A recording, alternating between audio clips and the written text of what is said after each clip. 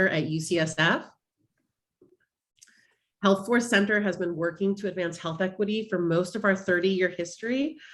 You'll hear a little bit more about us today, but our work is really about building pipelines of diverse health leaders, strengthening the cultural humility of clinicians, centering equity and quality improvement efforts, and so much more. To recognize the 3 decades of work on these issues and to put a spotlight on the persistence of racism's effects on people's health, we're hosting this special event for our 30th anniversary. We're so excited to have Dr. Camara Jones with us. We will get to that in just a moment.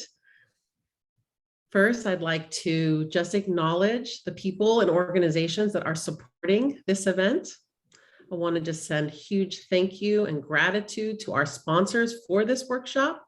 This workshop is hosted by Healthforce Center at UCSF in partnership with the California Improvement Network and Cedars-Sinai Managing to Leading program. The California Improvement Network is a project of the California Healthcare Foundation and is managed by Healthforce Center, and Managing to Leading is sponsored by Cedars-Sinai Community Benefit Giving and managed by Healthforce Center.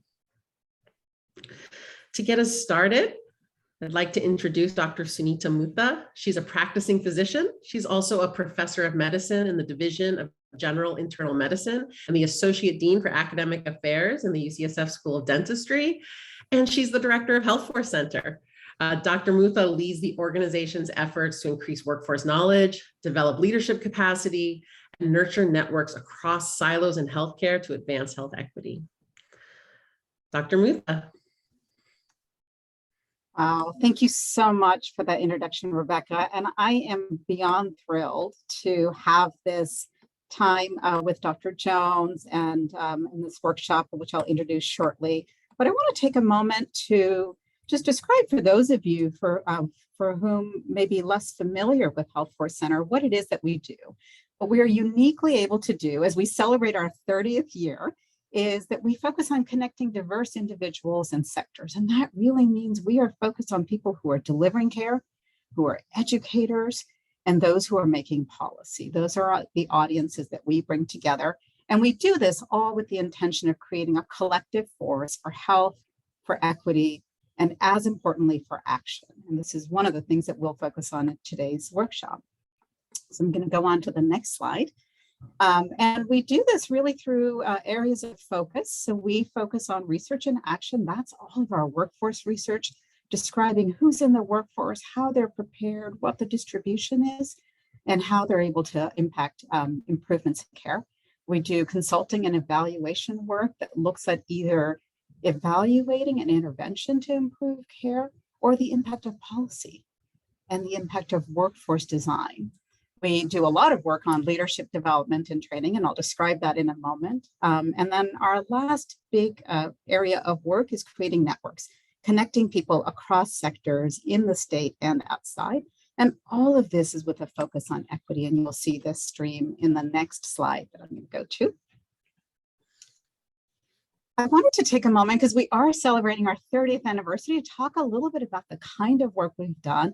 What I hope you'll take away from this is that our work and our intention and our effort to address equity is longstanding. This is not new for us, though the priority has definitely intensified, as it has for many of you. And so when we look back at our bodies of work, starting from the earliest part, our leadership training programs are one of the things we're most proud of. It's the way we help build capacity in the field. So for more than 2 decades, we have been preparing clinicians. That's nurses and pharmacists and physicians and behavioral health specialists to lead organizations with clarity, with purpose, and with leadership tools to achieve healthier communities. So the Pew Scholars Program is part of our origin in 1992. The California Healthcare Foundation Leadership Program that continues to this day was established in 1999, and there are many others. We've also made very deep investments in the safety net. And for more than 15 years, we have focused on creating pipelines of leaders. So our Clinic Leadership Institute program that has been focused on creating that pipeline of new C-suite leaders in California for our federally qualified health centers. And then we've also done a lot of work on the research to generate the evidence, and to look at the evaluations that support and strengthen the safety net. And you can see some of those highlighted here, like our LEAD program and our action project. Those were all really intended to say, how do we help integrate improvement into our quality work with the goal of getting to reducing disparities, improving equity, and now with a real focus on structural issues like racism in our organizations. And then much more recently, the California Improvement Network, which Rebecca just described. And we're really, really proud that this year, one of the important products that have comes out of the work of the network is our Advancing Racial Health Equity through Primary Care Improvement Efforts. And that's that toolkit you see on the end. And I hope that you will look at these. You will find them on our website, which is just Healthforce Center .ucsf.edu, and we can send more out later. And I'm going to go to my next slide, and I get to introduce Dr. Jones in just a moment.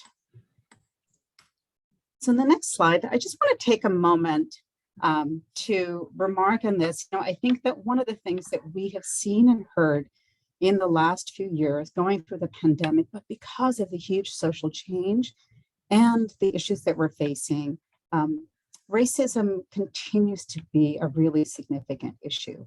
And I bring this slide up to just acknowledge that even in the last week, we have seen how pervasive racism is in our communities and the incredible impact that it can have. And I'm speaking specifically to the issues of just the two events that are most recent for me, and that is what happened in Buffalo and what occurred in Orange County.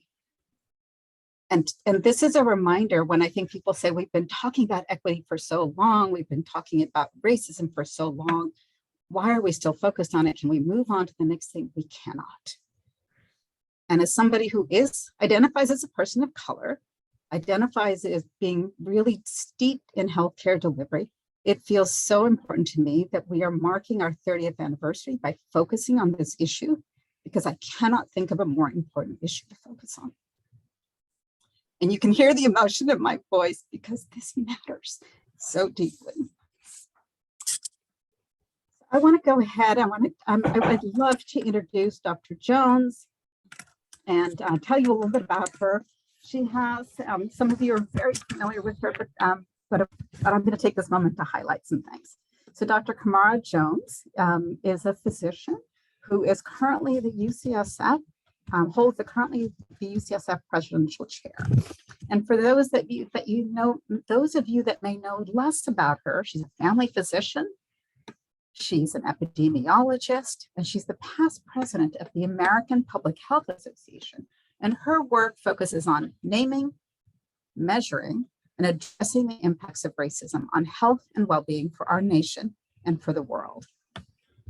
She has many, many illustrious honors that to her background, and I'll highlight a few of those, and her many academic affiliations, which I'll highlight at a high level. So she has just recently completed the 2021 Presidential Visiting Fellow at Yale School of Medicine. And she was also, through 2020, the Evelyn Green Davis Fellow at the Radcliffe Institute for Advanced Studies at Harvard. So her academic affiliations have included the Harvard School of Public Health, the Centers for Disease Control Prevention, the Rollins School of Public Health at Emory, and now at Morehouse University, Morehouse School of Medicine. And she was just recently elected to the the Academy of Arts and Sciences just in the last few weeks. That was announced. And starting in 2022, in July of this year, she'll be the visiting professor at King's College London. So as you can see, she's a remarkable person. We are so privileged to have this opportunity to have this time with her and this workshop. And the last thing I'll comment on is just that her allegories on race and racism, of which there are really extensive YouTube videos, and we'll get some of that here, they illustrate racism and topics that are otherwise incredibly difficult for us to talk about. And they take something that can feel intellectual and make it accessible. So I am thrilled to turn this workshop over to Dr. Jones, and I just deeply thank her for being with us and spending this time with us today. Thank you so much, Dr. Mutha. And I'm delighted to be here too. And you are demonstrating the kinds of partnerships and the collaborations that you're doing just by all the various folks that are in this room today. So I'm delighted to be part of this 30th anniversary celebration. So I'm going to structure our time together as a conversation. It's going to be a give and take. So I'm going to, first of all, I entitled our conversation, Confronting Racism Denial, Tools for Naming Racism and Moving to Action, because I have started to understand that racism denial in our nation is like a huge black hole in our national landscape. It's massive, right? It's powerful, sucking all kinds of things into it, even our anti-racism efforts, right? And you really often can't see it because it's invisible, like black holes in the universe that are massive, powerful, and when light gets near them, the light gets sucked in. So I am starting to understand racism denial as a huge barrier to our efforts, and that we must explicitly add confronting racism denial to our agenda for action. So this is going to be a theme that comes up throughout. But let me say that as president of the American Public Health Association 6 years ago, I launched our association and our state affiliates and as many other organizations and partners, communities, anybody who would join us at that time on a national campaign against racism with 3 tasks. The first being to name racism because, well, you have to name a problem in order to get started on the solution. And we are in this national context of widespread and deeply held and quite seductive racism denial.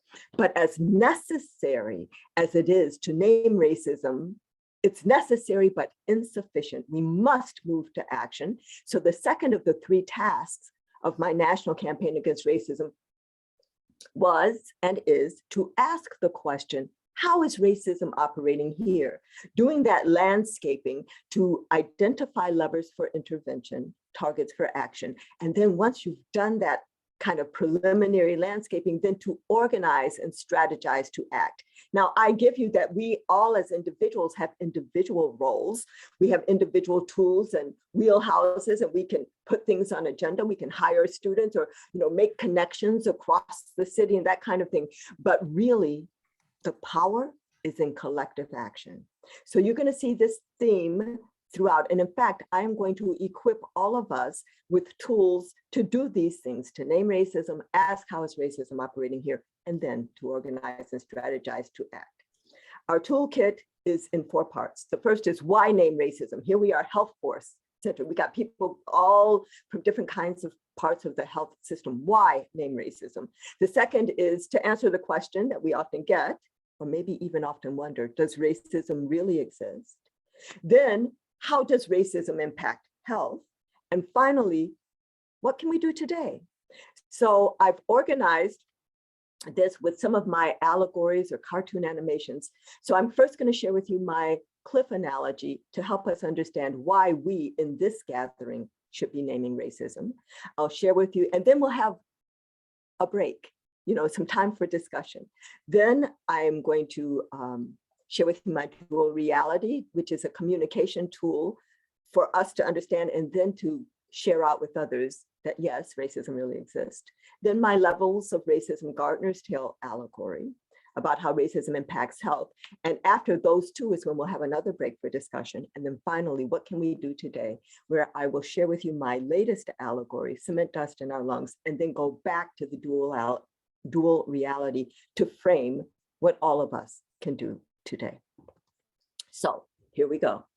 So, and this I call my cliff analogy, and it helps us understand different levels of health intervention.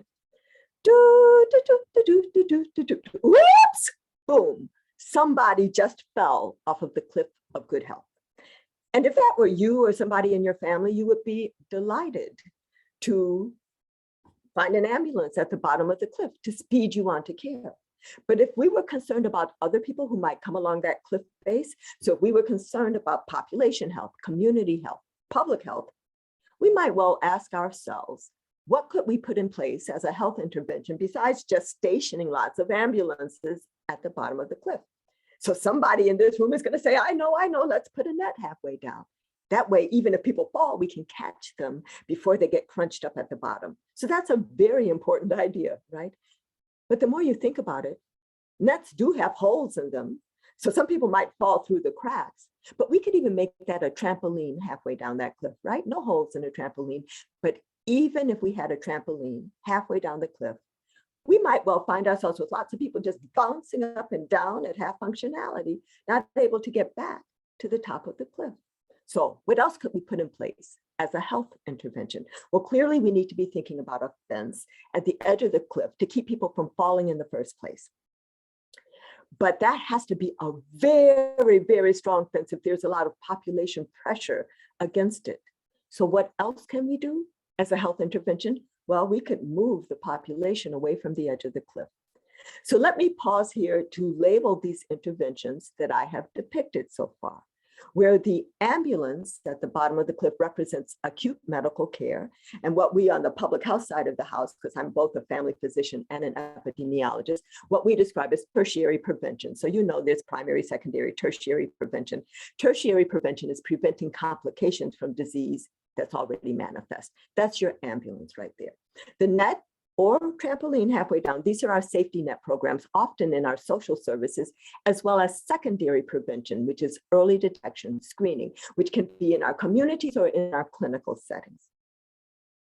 The fence represents primary prevention, keeping bad things from happening in the first place, which could be anticipatory guidance or immunizations in the clinical or community settings, or even policies aimed at protecting people one by one individually, like a tobacco 21 policy to make it harder, at least for young people to have easy access to tobacco products. Moving the population away from the edge of the cliff is about addressing the social determinants of health. And we are now, steeped in, a decade and a half of understanding these things. But let me just briefly say that I understand social determinants of health to be those determinants of health that are beyond the individual.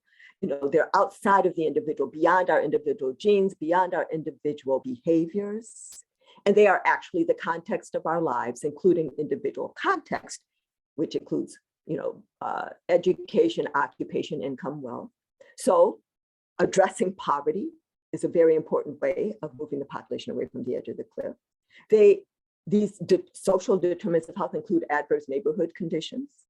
So, availability, clean air, clean water, good schools, and growth, availability of good food and the like. So addressing adverse neighborhood conditions, addressing adverse opportunity structures, all of that.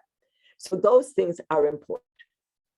But now, and I will further say, I don't even know what the full range of clinical kind of foci that you all have in this room. I'm sure it's a very wide range. But let me just give you an example from looking at infant mortality. Let's say that that is the problem that we were trying to solve, and we were trying to understand these different levels of health intervention there. The ambulance would represent our neonatal intensive care units. The net might be prenatal care, which is, after all, screening pregnant women for problems so that you can address them before they get to be big problems. The fence might be our WIC programs, women, infants, children, for excellent maternal nutrition, or it could be centering pregnancy circles or the like. Moving the population away from the edge of the cliff might be actually a living wage, moving people out of poverty, or excellent educational opportunities, so that young girls didn't feel that their main option at that point in their life is to have a baby too soon. And now, oh my God, with the whole Roe v. Wade thing. So, policies and all like that. But here you go. That's useful. You could see that we could go into a community and ask that community, how should we be spending our health resources? How much on ambulances, nets, fences, moving the population? We could go to Congress.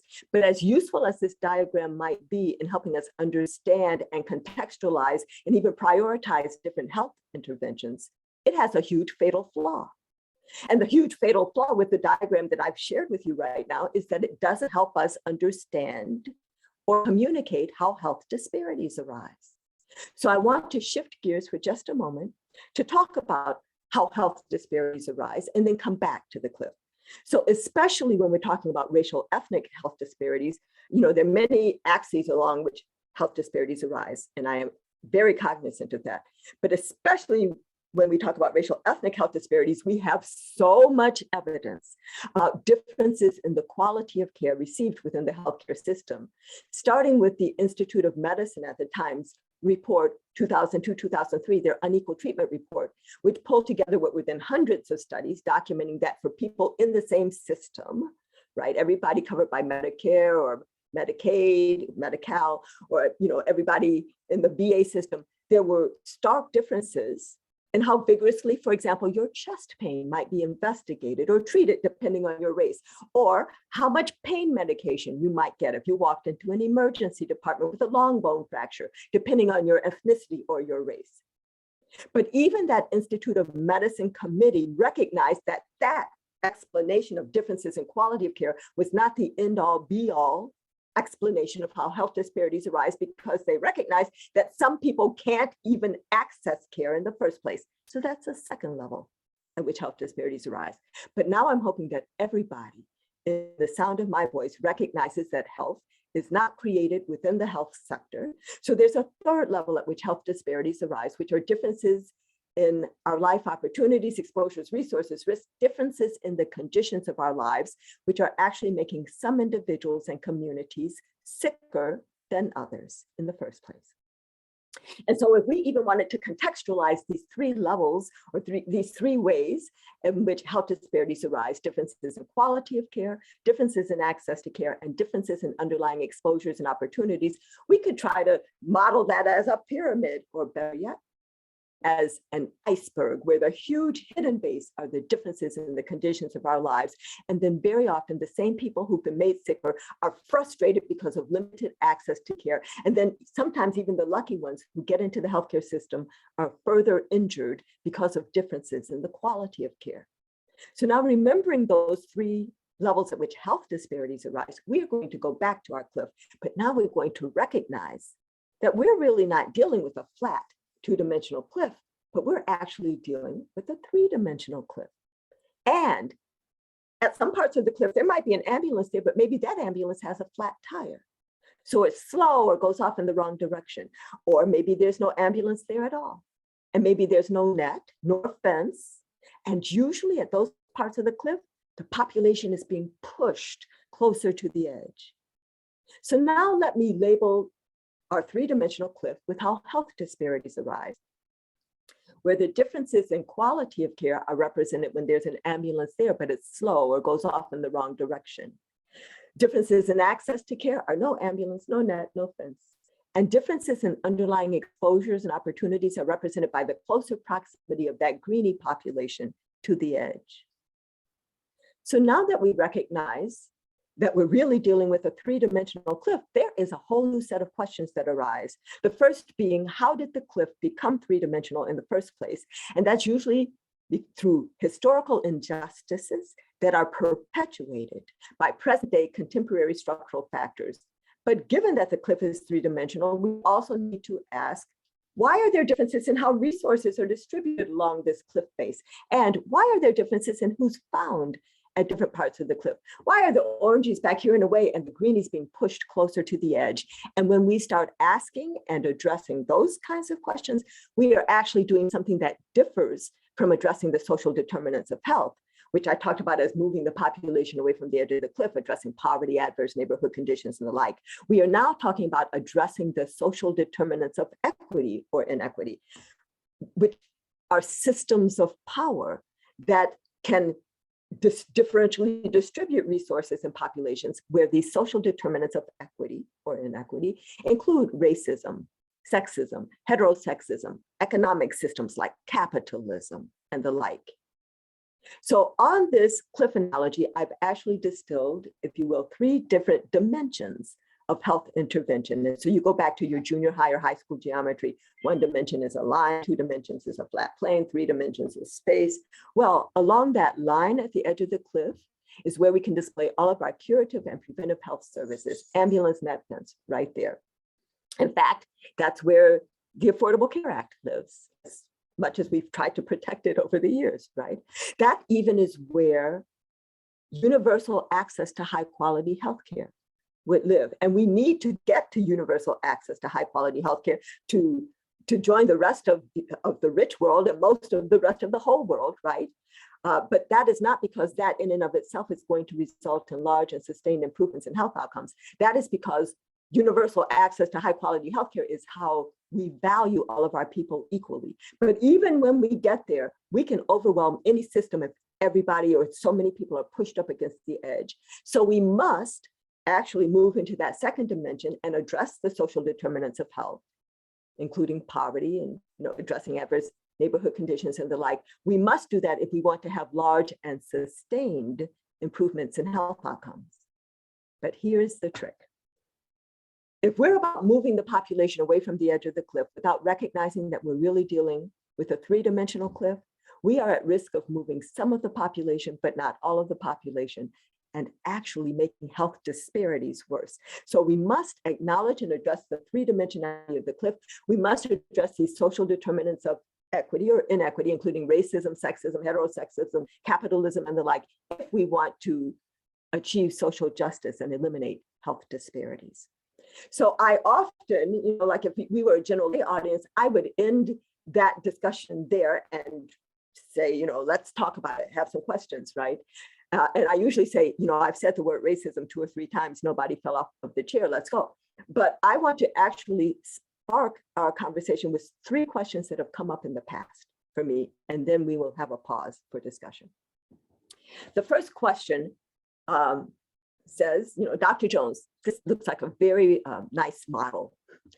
So, and if an ounce of prevention is really worth a pound of cure, why are we in this nation spending so much money on ambulances at the bottom of the cliff? It's an important question. Over the years, and I have to collect them in my mind again, I've had 6 different answers for that. I'm going to share with you 2. The first one is the kind of most glib answer, most cynical, if you will, but there is a lot of money being made on ambulances at the bottom of the cliff by healthcare systems, healthcare providers, pharmaceutical companies, medical device companies, and the like. But I think, the deepest answer is that we in this country are so narrowly focused on the individual that we don't even recognize that there's a health problem until somebody falls off the edge of the cliff and we either catch them in our nets or scrape them off the bottom and speed them on to care in our ambulances. The second question I'd like to share with you comes to me like, why do those people eat so much fried chicken? Or why don't those people read to their kids or whatever? And it's really, why are the greenies launching themselves over the edge of the cliff? That also reflects our narrow focus on the individual, because when we are narrowly focused on the individual, it makes systems and structures either invisible or seemingly irrelevant. So the systems and structures that have pushed and are keeping those greenies near the edge seems irrelevant. But it also reflects a second, so that narrow focus on the individual is actually one of 7 societal or cultural barriers in our US context that I have identified as barriers to achieving health equity. The second one is the fact that we in this nation are ahistorical. We act as if the present, we're disconnected from the past, and as if the current distribution of advantage and disadvantage were just a happenstance, right? And so we don't understand all that came before that has resulted in the greenies being where they are. But here's the last question, and most people will not ask this out loud, but we sometimes act it in our day-to-day lives. This situation looks fine to me. What's the problem with a 3-dimensional cliff? And the way that people act this out in their daily lives is, say that you leave your lovely home in a lovely, safe, green space, clean air, clean water community, and you drive through a disadvantaged, disinvested, poisoned community, and then you arrive at your job and you run into your building and all, and you do that daily without feeling a strong sense of urgency to do something about that disinvested, poisoned community that you just drove through. And that reflects a third of these barriers to achieving health equity, which is our endorsement of the myth of meritocracy. The story that goes something like this: if you work hard, you will make it, right? And I say that's a myth because yes, most people who have made it have worked hard. Not everybody who's made it has worked hard. We have some very prominent examples of that in our national landscape, but most people who have made it have worked hard. But that doesn't mean that there are many, many other people working just as hard or harder who will never make it because of an uneven playing field that has been structured and is being perpetuated by racism, sexism, sexism, capitalism, all of these systems of structured inequity that I've called here the social determinants of equity. When people say this situation looks fine to me, what's the problem with a three-dimensional cliff? They even ask themselves, why don't the greenies just take a step back without recognizing not only are they being held there, but it's probably more slippery there at that edge. And every step back for the greenies is much harder than a step back for the oranges. They don't even recognize that the part of the cliff where they are, there's a deeper fall. Maybe the part of the cliff is higher, or maybe some of the dirt has been excavated from that where the greenies are to make a less steep cliff over where the oranges are. Oh, there's so many places that I could take this allegory. So I am going to stop and say, let's talk about it for just a minute, because I know if I open it up, we can have a very long conversation and then I might lose time for the other things. But I'm going to stop sharing for a moment and see if there may be 2 or 3 comments or questions so far. And I would just say, so this is the reason I said that this was like, why talk about racism if we are interested in health? This is the reason why, that even if your day job is to be the best ambulance driver you can be, and we need great ambulance drivers, you need to wonder, is there a net above me? How strong is the net? Is there a fence at the edge of the cliff? How strong is the fence?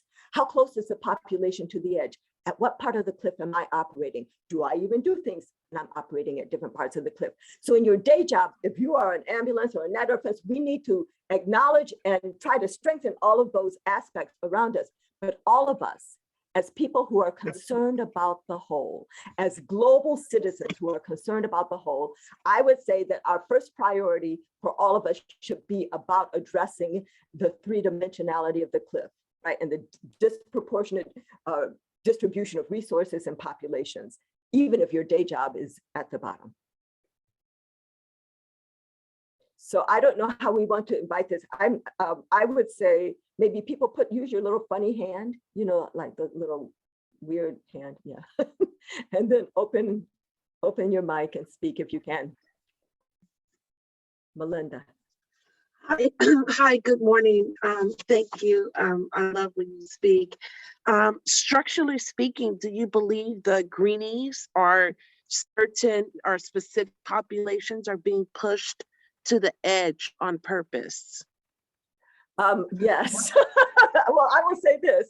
I think so. There is in fact, often when I talk about the myth of meritocracy, I acknowledge that the greenies probably built all of the ambulances, nets, and fences, and then were pushed to a different part of the cliff where they were on, and then they probably built more ambulances, nets, and fences, and then those were burned or taken, and they are kept there. And it's an interesting question because I have my newest allegory that doesn't even have a name, but that acknowledges that if we have time, then I will do that. But I think that it serves some interest, and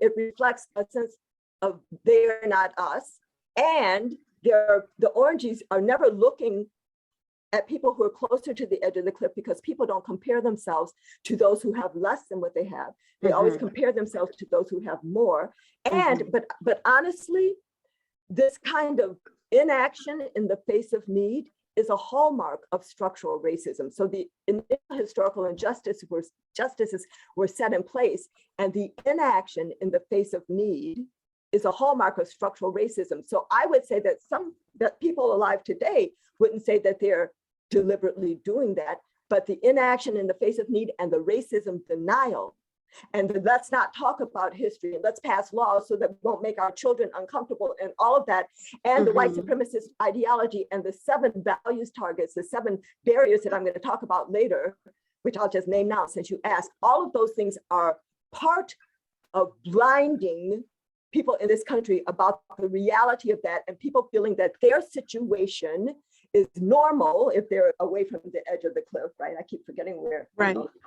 And if those people only worked harder, right? Mhm. And people feeling entitled to that, right? So that's a very deep question.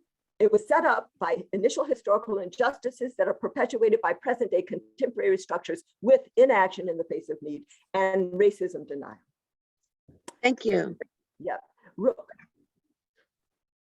Good morning, Dr. Jones. Thank you for teaching me. One thing that I was thinking, I didn't know if you could see the chat. So one thing that I thought I about am is, not. Listen, I didn't I think am so so. old. Right, Okay. I am so old that even if I could, I can't. I'm Zoom inept, so who knows? But I said, like, one thing that helps me is that I ask, well, who made it so that we live by the cliff? Like, who set up the situations that like we made that the cultural norm to live by a cliff? Right. And so I would say, so this is what I often say, and now I'm going to open up a whole thing and then people will be, oh, Dr. Jones. Okay, so I always say that racism is foundational in our nation's history, and yet many people are in staunch denial of its continued existence and profoundly negative impacts on the health and well-being of the nation. So that is why I focus on racism, even acknowledging lots of axes of inequity that I'll talk about in a minute. But, and that is true. And the taking of the land from indigenous people and the near genocide, and then the taking of the humanity and the labor of Africans and our descendants for centuries and all of that. But actually, there are two things that are foundational in our nation's history, and that is racism and capitalism. But for capitalism, at least we acknowledge it exists. In fact, many people wrongly celebrate it, whereas with racism, many people are in denial. And when we get to another part, I'm going to acknowledge that my definition of racism that I will share with you shortly, but that is racism is a system of structuring opportunity and assigning value based on the social interpretation of how one looks, which is what we call race, that unfairly disadvantages some individuals and communities, unfairly advantages other individuals and communities, and saps the strength of the whole society through the waste of human resources. That definition can be generalized to be a definition of any system of structured inequity, including capitalism. So there are two things that are foundational in our nation's history. One we celebrate and one we deny. And we can talk more about that, but that's my response. Yes, Rebecca. Hi, we have a couple questions in the chat that I just wanted to call out. They're similar, so I'm going to try to combine them. What about for those, so the question is, sorry, I lost it again. Okay. How do we help people who don't see the cliff or don't want to see it? And then a related question was, how do we address people who believe racism is present, but not that big of a deal? I think that the biggest answer is going to be in creating opportunities at the individual and institutional levels for bubble bursting, what I describe as bubble bursting. So again, I'm going to talk about that in a minute, but I'm going to answer the question right now, which means that I can speed through when it comes up in my slides again, because it'll be reviewed. So each of us lives in a bubble of experience. So our families, our jobs, our communities, religious institutions, social interactions, all. Some of our bubbles are quite vast with thin soap bubble boundaries. Some of our bubbles are smaller with thicker plexiglass boundaries. Some of our bubbles are tinted. Some of our bubbles are polarized. And especially recently, many of our bubbles have been hardened by fear. But whatever kind of bubble each of us is living in, very often even we, do not know that just across town, there are people who are just as kind, funny, generous, hardworking, smart as we are, who are living in very different circumstances. So what we need to do is create opportunities at the individual as well as institutional levels to burst through our bubbles of experience, to experience our common humanity on the other side of town, because that is how we will build common cause. Those people who say there is no cliff are so far away, they don't see the cliff, and they never venture closer to see the people who have been pushed to live there, right? Because as I said, people do not compare themselves to those who have less, they compare themselves to those who have more. And our society is so segregated by race, and by class and by many other things that some people actually don't know. I don't forgive them for not knowing. My next allegory is going to be about that. There are many ways to know, but because people value comfort so much, they don't want to know. And we see that now in terms of their opportunities for their children to know. And they want to stop them. No, you cannot know. So in some way they really know, but they don't want to admit because they fear that admitting to the inequity is going to cost them. And they do not recognize that living with the inequity is costing them more, that racism and the cliff and all is actually sapping the strength of the whole society through the waste of human resources, how it divides us one from another, through how it divides even some people from their own interest.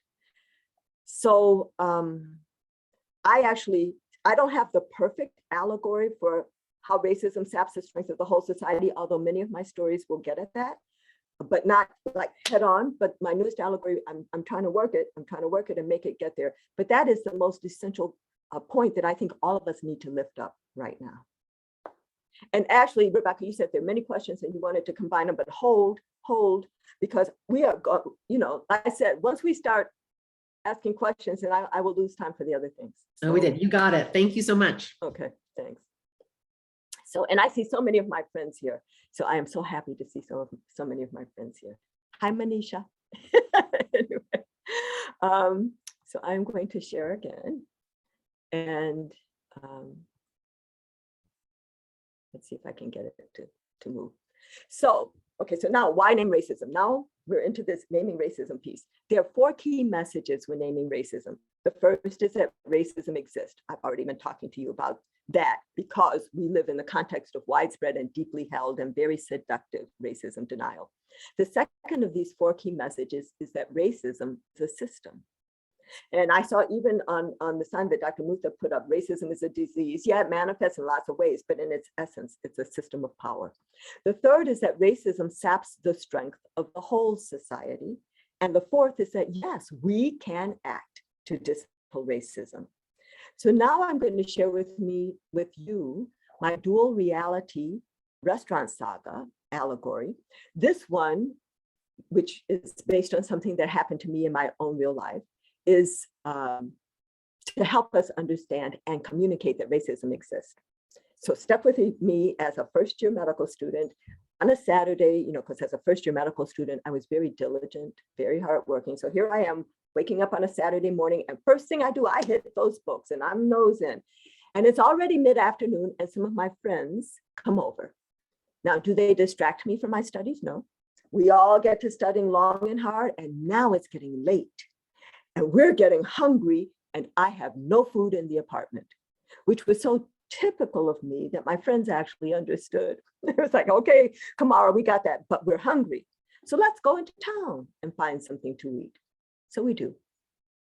So we walk into town, we find a restaurant, we walk in, we sit down, menus are presented, we order our food, food is served, here we are eating. So maybe not people in my generation would have thought I was going to talk about when I said racism in a restaurant, but here we are eating, okay? As I'm sitting there eating with my friends, I look across the room and I notice a sign that's a startling revelation about racism. So now maybe I've intrigued you. And you're wondering, where did you go to medical school? And all kinds of things are going through your head, right? But you really want to know, Dr. Jones, what did the sign say? Well, what did the sign say? The sign said open. So now perhaps I've lost many of you. So let me recap. Here we are sitting in a restaurant eating. I look across the room. I see a sign that says open. Thinking more about it, I assume other people can come in, sit down, order their food and eat. But because I knew something about the two-sided nature of those signs, I recognized that in fact, the restaurant was now closed due to the hour, but firmly closed. And that other hungry people just a few feet away from me, but on the other side of that sign, would not be able to come in, sit down, order their food and eat. And that's when I recognized that racism structures open, closed signs in our society. That racism structures, if you will, a dual reality.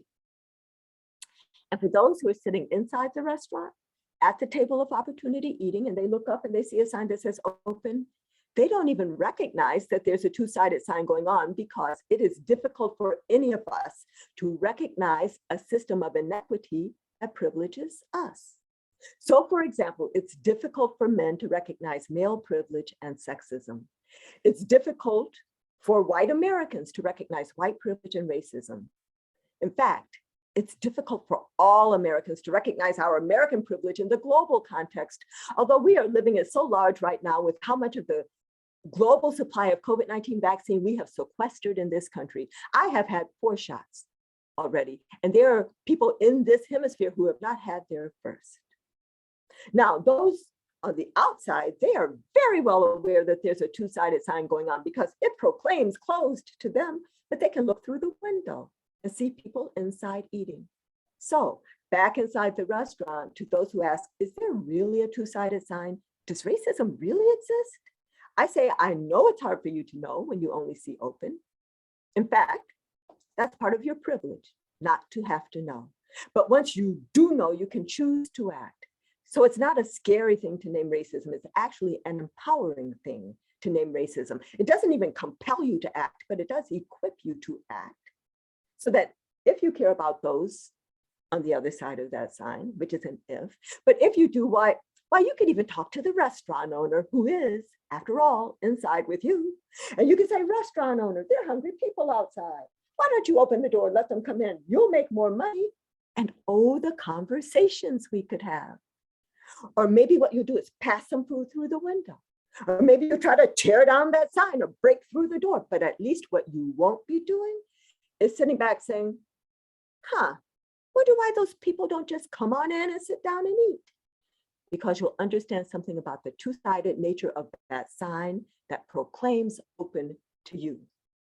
So when I use this story when I have 5 or 6 minutes to share with a group of people, especially if it includes people whose whole life experience has proclaimed to them that this is the land of equal opportunity, to help people understand that yes, racism exists. Racism is structuring two-sided or multi-sided signs.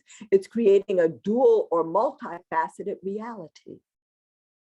And actually, I have started a 3-hour conversation on 2 separate occasions, a 3-hour conversation with this following question. How could people who were born inside the restaurant know something about the two-sided nature of that sign?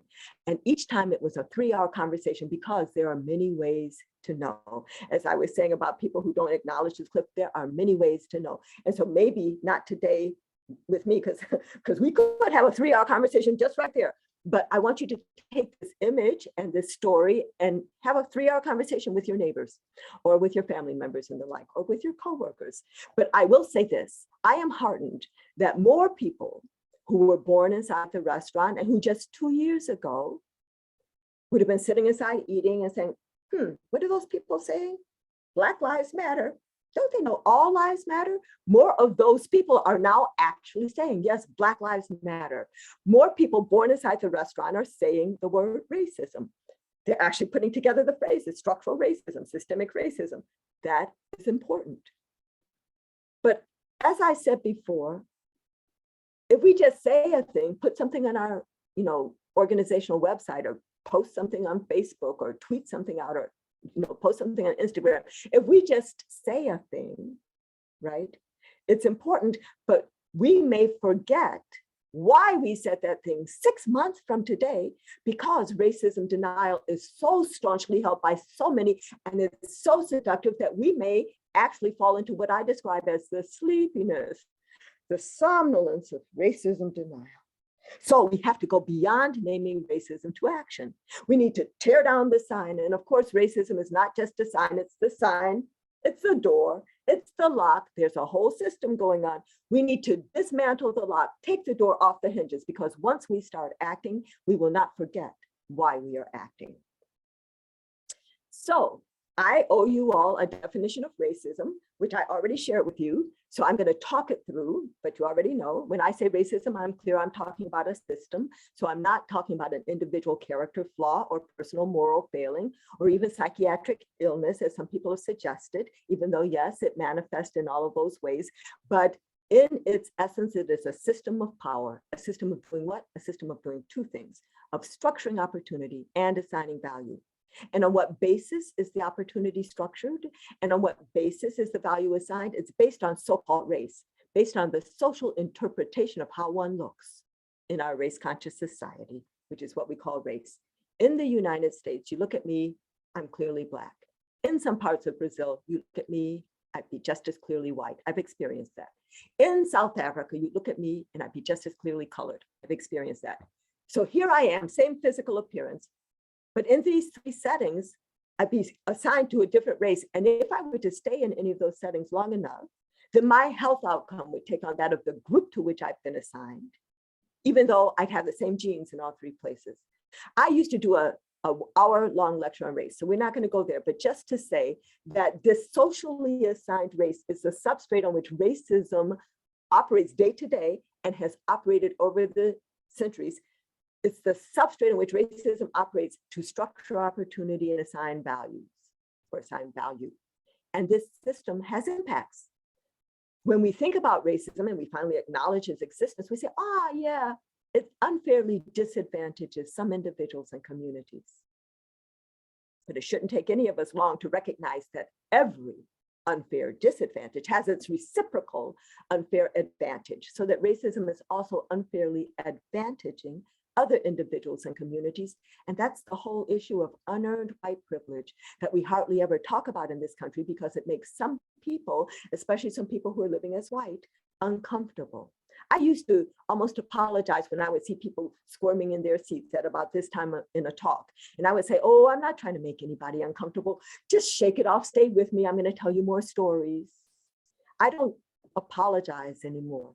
If people feel uncomfortable acknowledging the reality that racism is unfairly advantaging some individuals and communities, I encourage you to lean into that discomfort.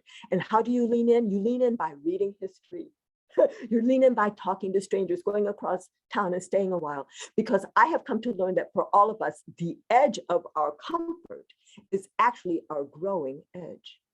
But there's a third impact of racism that most people miss, and that is that racism is sapping the strength of the whole society through the waste of human resources. And I could talk ad nauseum on this, because this actually is the most important point.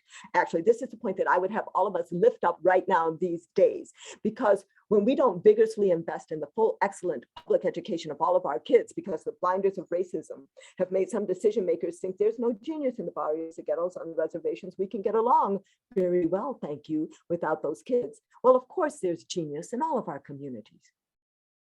And if we were to only vigorously invest in that genius, we could be doing so much better as a nation or even as a world. Those same blinders that don't value all of us equally have made us complacent as a nation with what I describe as the wholesale warehousing disproportionately of so many Black and brown men in our prison system, as if that didn't separate us from human potential. So there are many ways that racism saps the strength of the whole society. We need more media stories about that. We need more data collection about that. We need more conversations around our faculty tables, around our boardroom tables, around our dining room tables, so that we have more people filled with a sense of urgency to dismantle this system and put in its place a system in which all people can know and develop to their full potentials. I just want to say one thing, I alluded to it before. When I was at CDC, long story short, when I was at CDC, I was toward the end of my time at CDC, which is why it was toward the end of my time at CDC. I was told I needed to take that second point about how racism unfairly advantages other individuals and communities off my slide, because it makes people uncomfortable. And so I tossed and, we moved and maneuvered and all. And finally, I was told that if I took the words unfairly off, I could talk about disadvantage and advantage. That interaction taught me something very important. It wasn't just that one person. There are many people in this country who think, yeah, there are two states of being, which they would describe as disadvantaged and normal. And the reason many people would describe these situations as disadvantaged and normal is that we are ahistorical.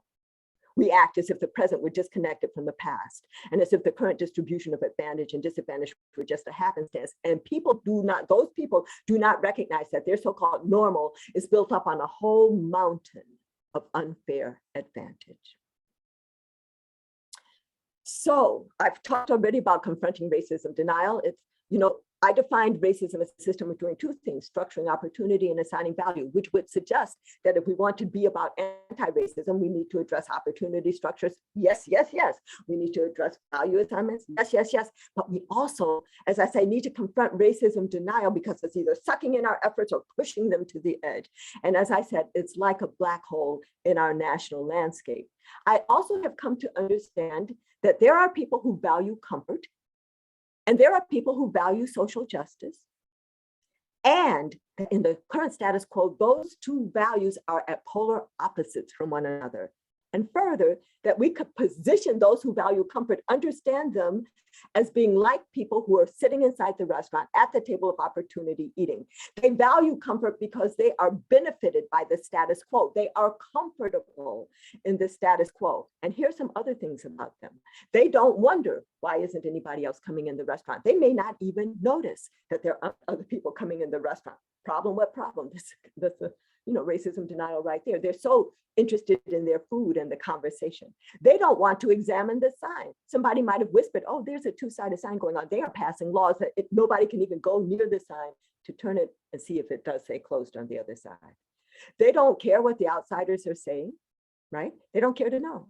They don't even believe that an outsider could add to their conversation. They believe they have all the expertise and knowledge that they need. And when they are pushed in diversity efforts to include an outsider at their table, they say, okay, we'll do it for the picture. They don't actually believe that that person could bring genius and insight and different life experiences to that table. They don't wonder how the food that they're eating got there. They don't recognize that the people who are outside the restaurant and can't come in and sit down and eat are the ones who are growing the food, transporting the food, bringing it around to the back to the kitchen, cooking the food and actually coming and serving it, but can't sit there. And they really, really do not want to budge from their seats at the table. They jealously guard their privilege there. So those are those who value comfort. Those who value social justice because they know two things. They know that there's a two-sided sign going on. Many of them because they were born outside the restaurant and they have always seen the sign say closed, but they can look through the window and see people inside eating. They also know that the operation of that two-sided sign saps the strength of the whole society. But I do not want to infer that your circumstances of birth inside or outside the restaurant completely determine your values. They do not. And there are people who have been born inside the restaurant who may wonder, what are those people outside saying? Or why aren't more people coming in the restaurant? And they may go to the door and they may go through the door and they may go, as I said, they may bubble burst on the other side and they may then see the two-sided nature of the sign and they may experience the common humanity and the like. And that's an actually relatively easy path if somebody born inside the restaurant would want to choose that.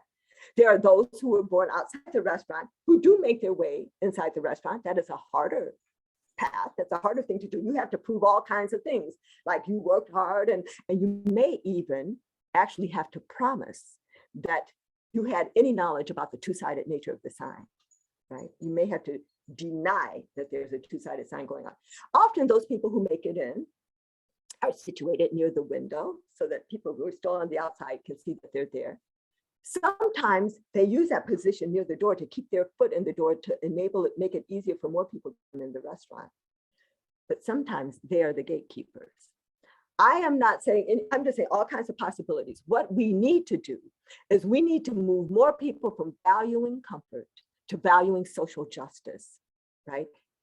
Even as we recognize that in the current status quo, valuing social justice will not always, or maybe even ever, be comfortable.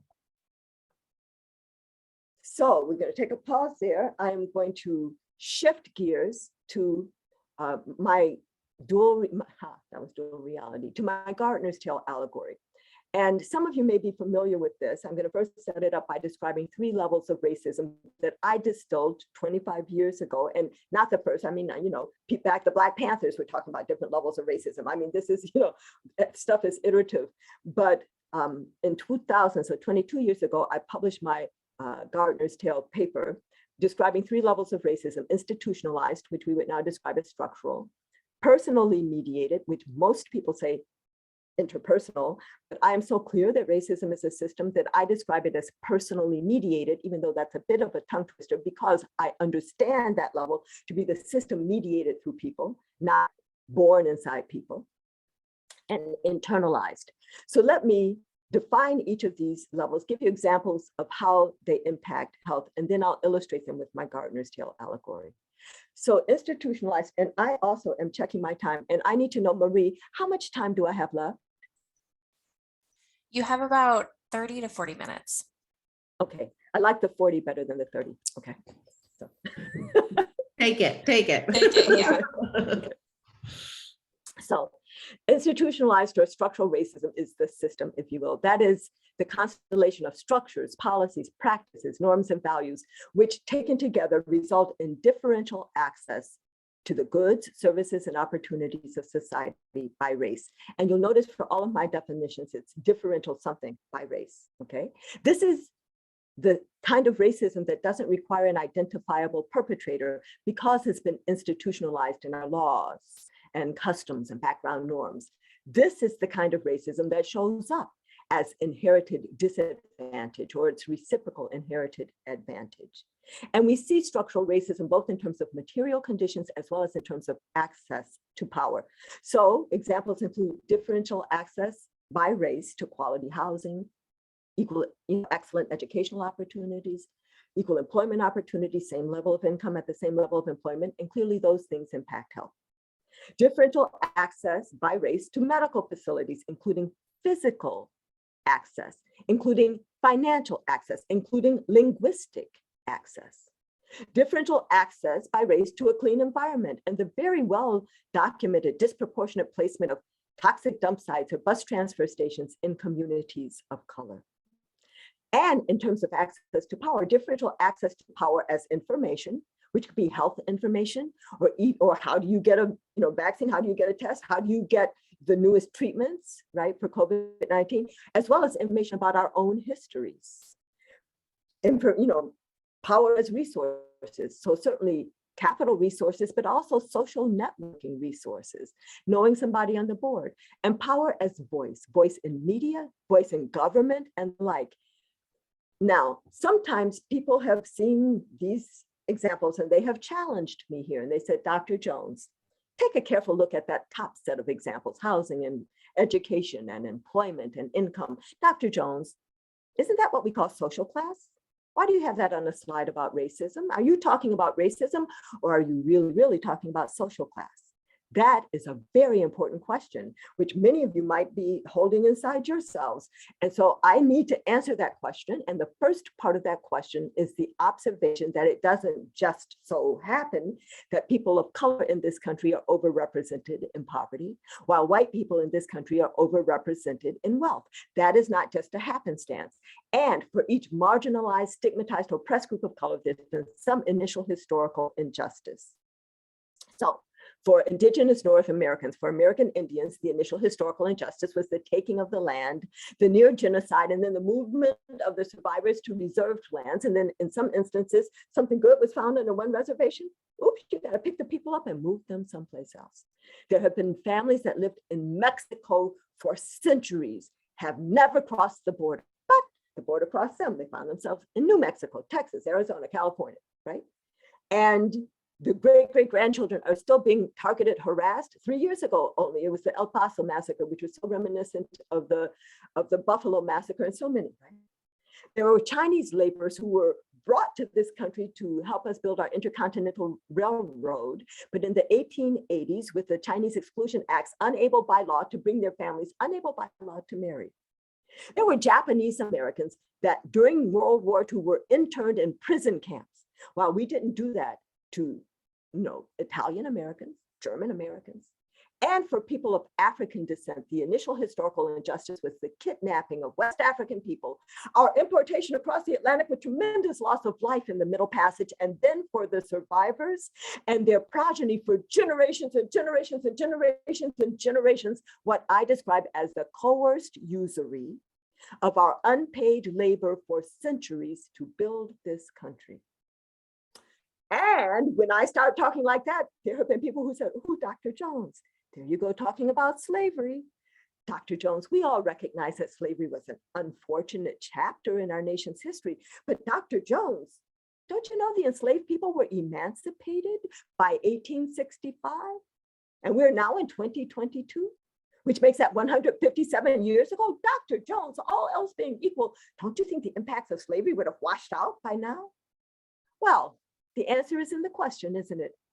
All else being equal. All else has not been equal since 1865, and all else still is not equal today. And there are what I describe as present day contemporary structural factors that are perpetuating that and all of these other initial historical injustices.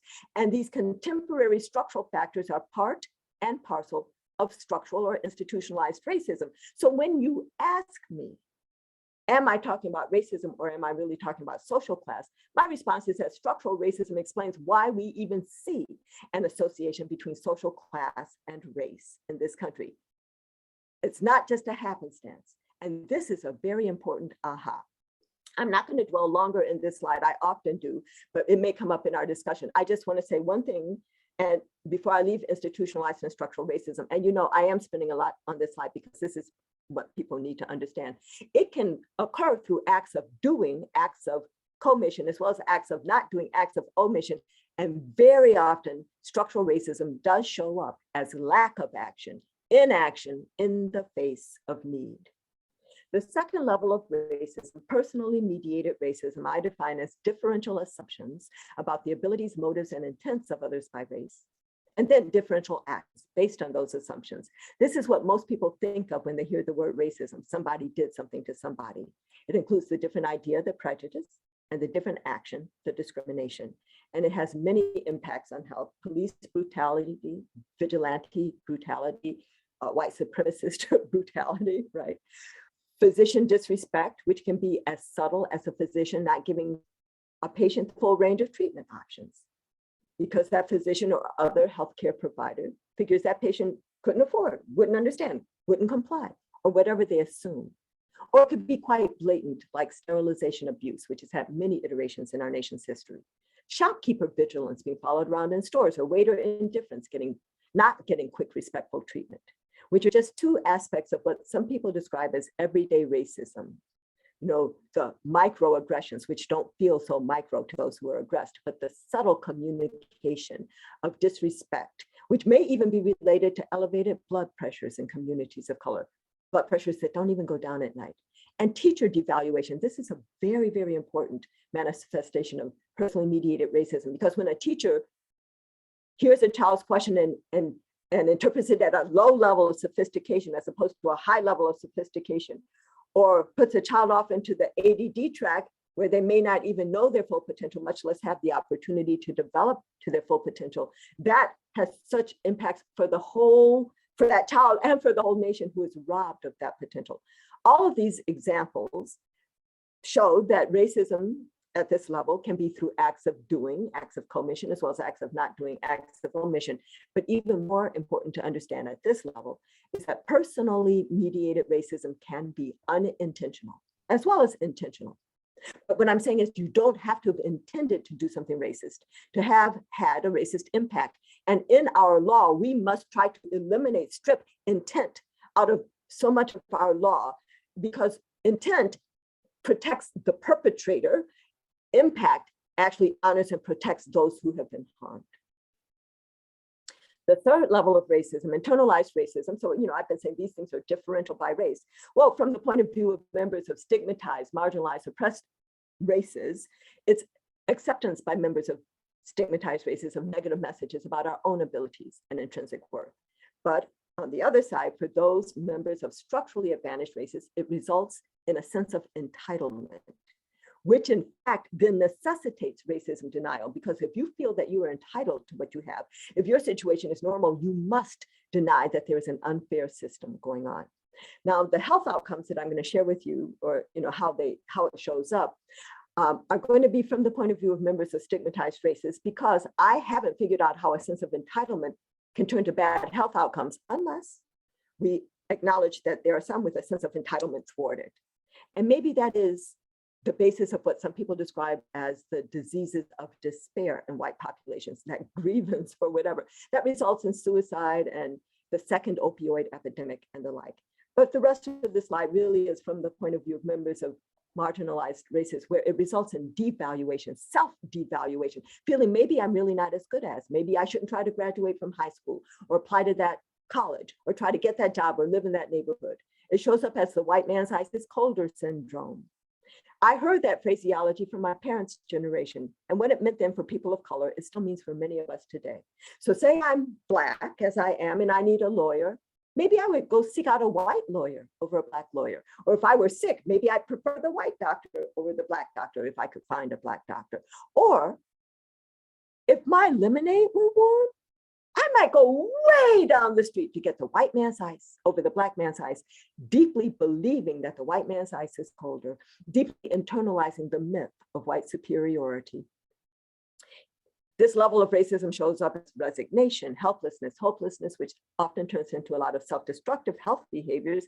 And it's really about members of stigmatized races accepting the limitations to our own full humanity of the box into which we have been placed. So now I'm going to stop sharing and share with you stop sharing the screen and share with you my gardener's tale allegory, because my hands, as much as I've been using them so far, are very important in this storytelling. This story is based on something that happened in my own real life, like the previous one was. So let me tell you what I saw with my own real eyes, and then we're going to make it a story about racism. So my husband and I had been married about a year when we moved down to Baltimore for me to finish my PhD at Hopkins. And when we moved there, we bought our first freestanding house, cute little house with a big wraparound porch with flower boxes dotted all on the porch. Now, we bought the house in October, which was really not the time to plant in Baltimore, so we waited.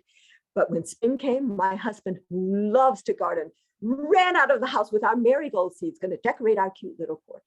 And then he came right back in and he said, Camara, some of these boxes have dirt in them, but some of the boxes are empty. So I need to go down to the gardening store. So he does.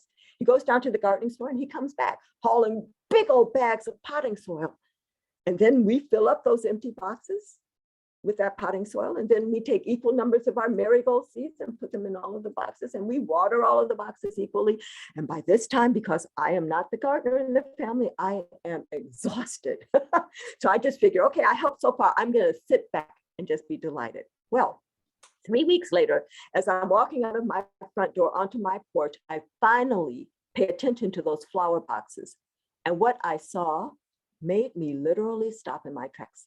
Because what I saw made me think that we had planted completely different species in some boxes versus others, because some of the boxes were full of plants and they were tall, vigorous looking plants. And some of the boxes just had a few plants in them and they were kind of scrawny and scraggly looking. And then I realized what had happened. That potting soil that my husband had bought turned out to be rich, fertile soil, so that every single seed planted in the rich, fertile soil had sprouted. The strong seed grew tall and vigorous, and even the weak seed made it halfway up. But that old soil that we found there turned out to be poor, rocky soil. So the weak seed planted in the poor, rocky soil just died, and even the strong seed in the poor, rocky soil had to struggle to make it to a middling height. And some of you guys may be gardeners too. So maybe you've composted half of your garden. So maybe you've seen this image with your own real eyes. And the image, of course, is about the importance of the soil, the importance of the environment. But now I'm going to take that image and I'm going to make it a story about racism by introducing a gardener. So now we have a gardener who has two flower boxes, one which she knows to have rich, fertile soil, and one which she knows to have poor, rocky soil. And she has seed for the same kind of flowers, except some of the seed is going to produce pink blossoms, and some of the seed is going to produce red blossoms. And the gardener prefers red over pink. So what does she do? She takes the red seed, puts it in the rich, fertile soil, pink seed in the poor, rocky soil. And 3 weeks later in her flower boxes, she sees what I saw in mine. In that rich, fertile soil, all the red seed sprouts. Strong red seed makes it, tall and vigorous. Weak red seed makes it at least halfway up. In that poor rocky soil, the weak pink seed dies. Here comes a strong pink seed, struggling to make it to a middling height. And then in those 2 flower boxes, those flowers go to seed. And the next year, the same thing happens. And then those flowers go to seed. And year after year after year after year, the same thing happens until finally, about 10 years later, the gardener's looking at her flower boxes and she says, you know, I was right to prefer red over pink. So we're going to interrupt the story there to say the first part of this story is how structural racism works, where you had the initial historical injustice of the separation of the seed into the 2 types of soil, the contemporary structural factors of the flower boxes, keeping the soil separate, and then through lack of action, inaction in the face of need, perpetuation of the inequity. But let's pick the story back up and say, well, where is personally mediated racism in this garden? Well, the gardener's looking at the red flowers, thinking, oh, those red flowers are so beautiful. And then she looks at the pink flowers and she says, oh, those pink flowers sure are scrawny and scraggly. So she plucks off the pink blossoms before they can even go to seed. Or maybe she notices that a pink seed has blown into the rich, fertile soil. So she plucks it out before it can establish itself, which is some of the anti-affirmative action stuff that still goes on. And where would internalized racism be in the garden? Well, the red flowers are just living their lives, enjoying being red, many of them not acknowledging or perhaps not even recognizing that they're benefiting from a rich soil. The pink flowers are looking over at red, thinking red is mighty fine and wishing with all their hearts that they too could be red. And here come the bees minding their own business, collecting nectar, pollinating at the same time. So here comes a bee over into one of the pink flowers and then over to another flower and to this pink flower and this flower, like, get away from me, bee, don't bring me any of that pink pollen. I prefer the red because the pink flower has internalized that red is better than pink. So now the question arises, what do we do to set things right in this garden? Well, we could start by addressing the internalized racism. So let's go over to the pink flowers and we can say, pink is beautiful, power to the pink.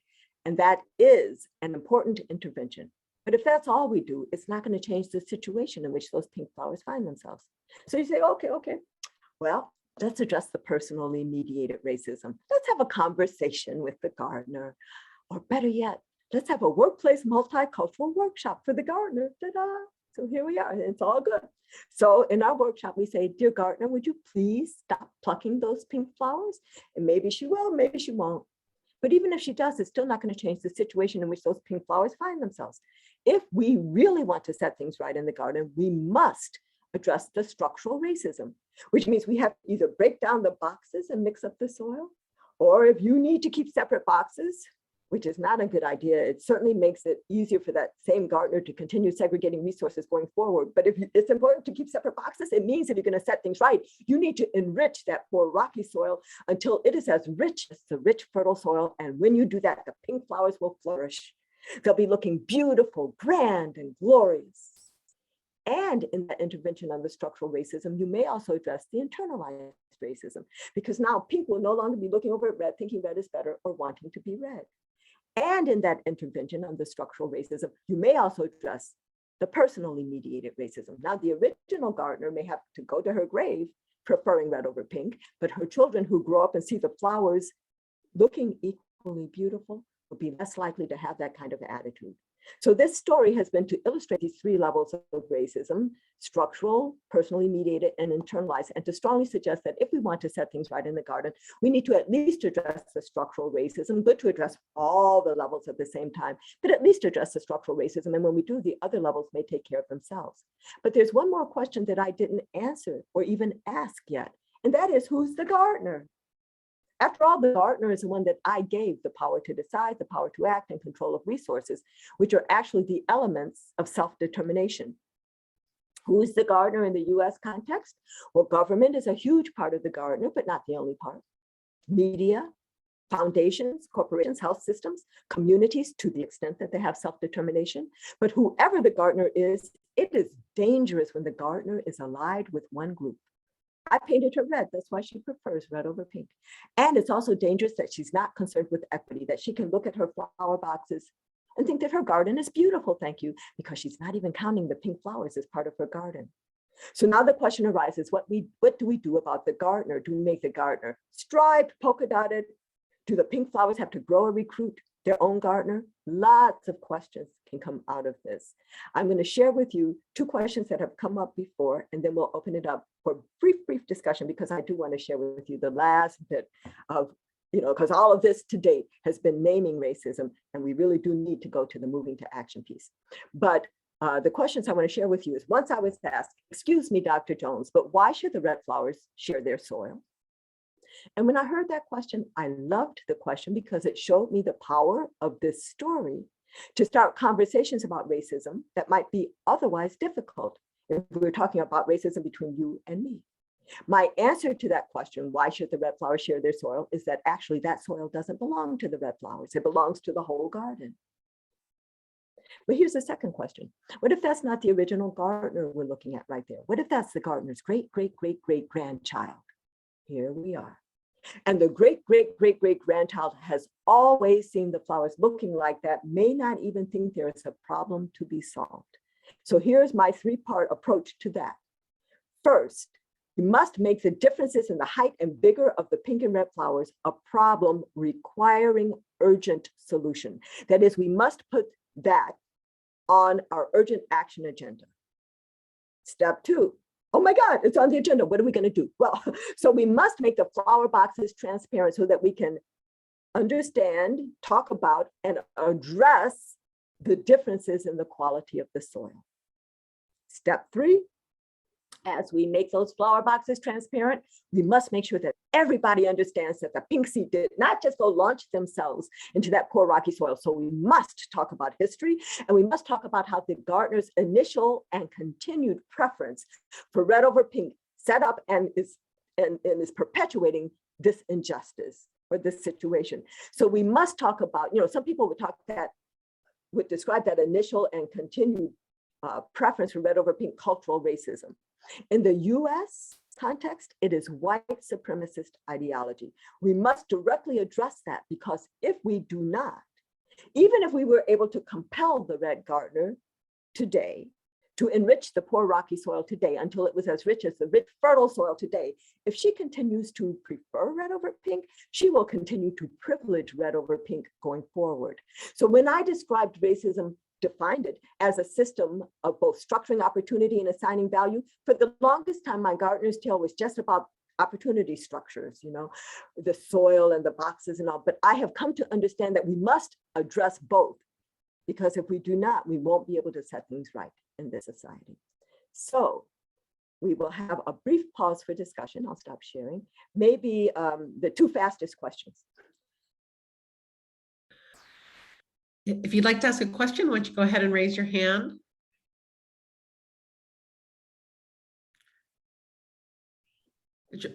There's George Taylor. Unmute. I can't hear you, Dr. Taylor.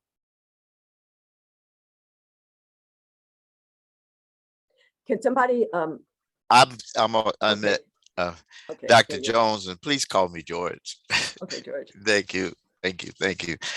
I was listening, and I noticed that we just heard the word white supremacy. And is there a reason why it's coming up at this stage and not earlier in your presentation?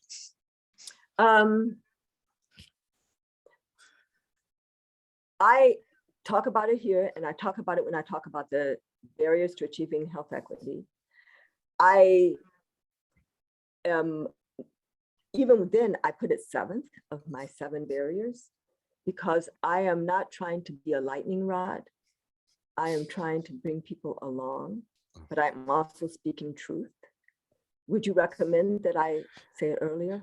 No, I would not. I was just curious, because I know that would be in the language that you would use. Right. It's a wonderful presentation. It's a wonderful lesson that you're giving us today. Right.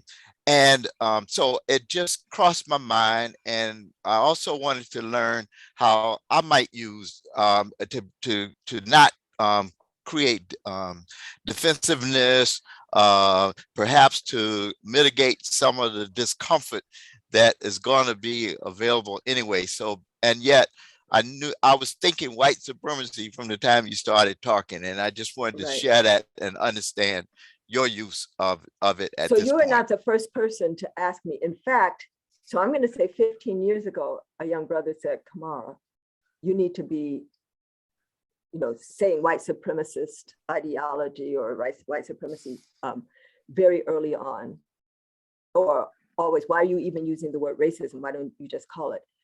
But in my understanding, racism has the two components, the opportunity structure piece and the value assignment piece. White supremacist ideology is the foundational value thing in the United States. And so when I talk about it later and when I define it, see, I talk about it so right now I just use the word and I haven't even defined it, but I have built trust enough with people that they could hear the word and do it. And then when I say it again, then I define it. So I don't know, maybe I'm being, I never thought about why I didn't say it earlier, but that's the truth.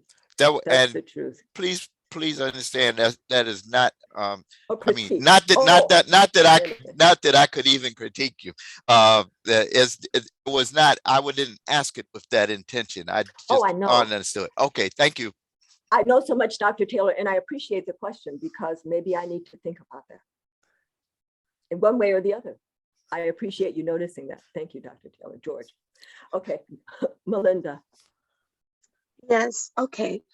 So the people who are inside the restaurant are the red roses, red flowers per se. They may not realize their privilege or they're comfortable in not seeing others outside and recognizing that they have less.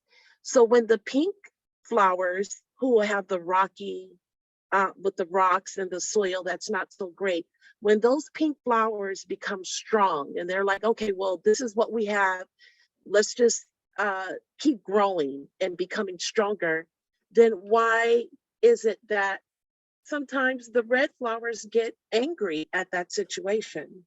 Yes, they do. And it's not even so the red flowers have the red gardener as their agent. So yes, and they do. I want to say that I'm going to come back and directly answer it, but often, and at the first few years when I told this story, I told it with an extra sentence. So I said, when you enrich that poor rocky soil until it's as rich as the rich fertile soil, the pink flowers flourish. They might even look better than the red because they have been selected for survival and strength. I used to always say that.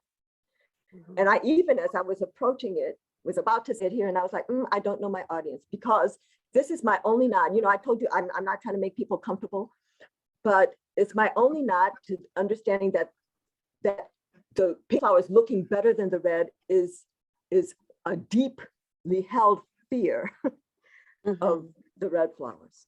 Okay, so now I have said it in this setting, and it's the truth. The pink seed has been selected for survival and strength, and there is a fear about enriching.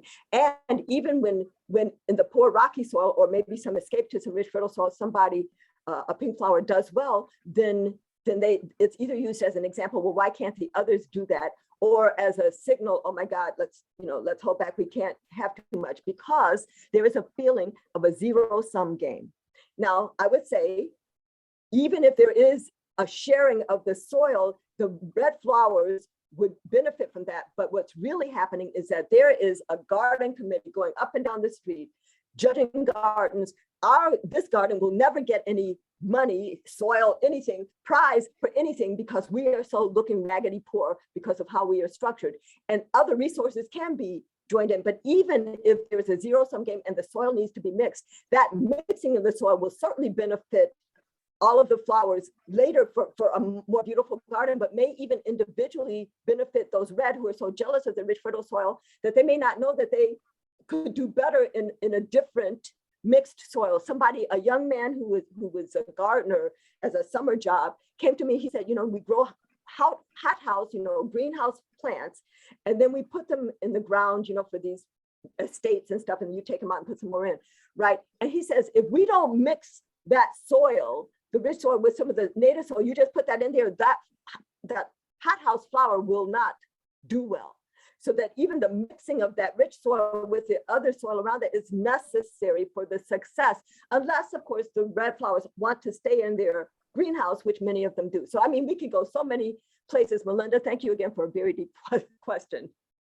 Thank you. Yeah. Jorge. Oh, hello. Thank Or you. George. I don't know how you pronounce it. Jorge, yes, thank you. Jorge. Okay. So, and in my environment right now, I think the issue that I would have using your allegory of the restaurant is that restaurant owner knows about the double-sided sign. But when I say, okay, let's, why don't we turn the sign around? Why don't we open the door, take the door off the hinges? Then the question is, okay, so what are you going to do with the people who come in? Do we have enough food for them? Do we have enough space? And so he's like, so maybe hold back. Maybe we don't do that right now because we're, what are we going to do with all these extra people? We have resources for the people inside, but the people outside, they're asking me, what are you going to do about that? Right. So thank you for that. So I would say the first thing, I'm going to go to the myth of a zero-sum game to that, which is going to be like what you're describing. So say I'm sitting at a potluck dinner and I see you coming and I don't want you anywhere near it because I think you're just going to come and eat up all the food. The blinders of racism have made me not even see that you are bringing with you all kinds of cakes and pies and roasts and salads and fruits. So the first thing is those people coming in the restaurant are not coming in empty-handed, right? They actually are the ones who grew the food, transported the food. So they are bringing something more. And actually, it's another insight that anytime you see an open sign, it's a two-sided sign. This is for us to recognize. I only recognized this recently in my telling of the story. There is no need for an open sign unless it says closed on the other side. That is, my yard doesn't have an open sign. You know what I'm saying? I can walk, so that's a sensitivity we need to have.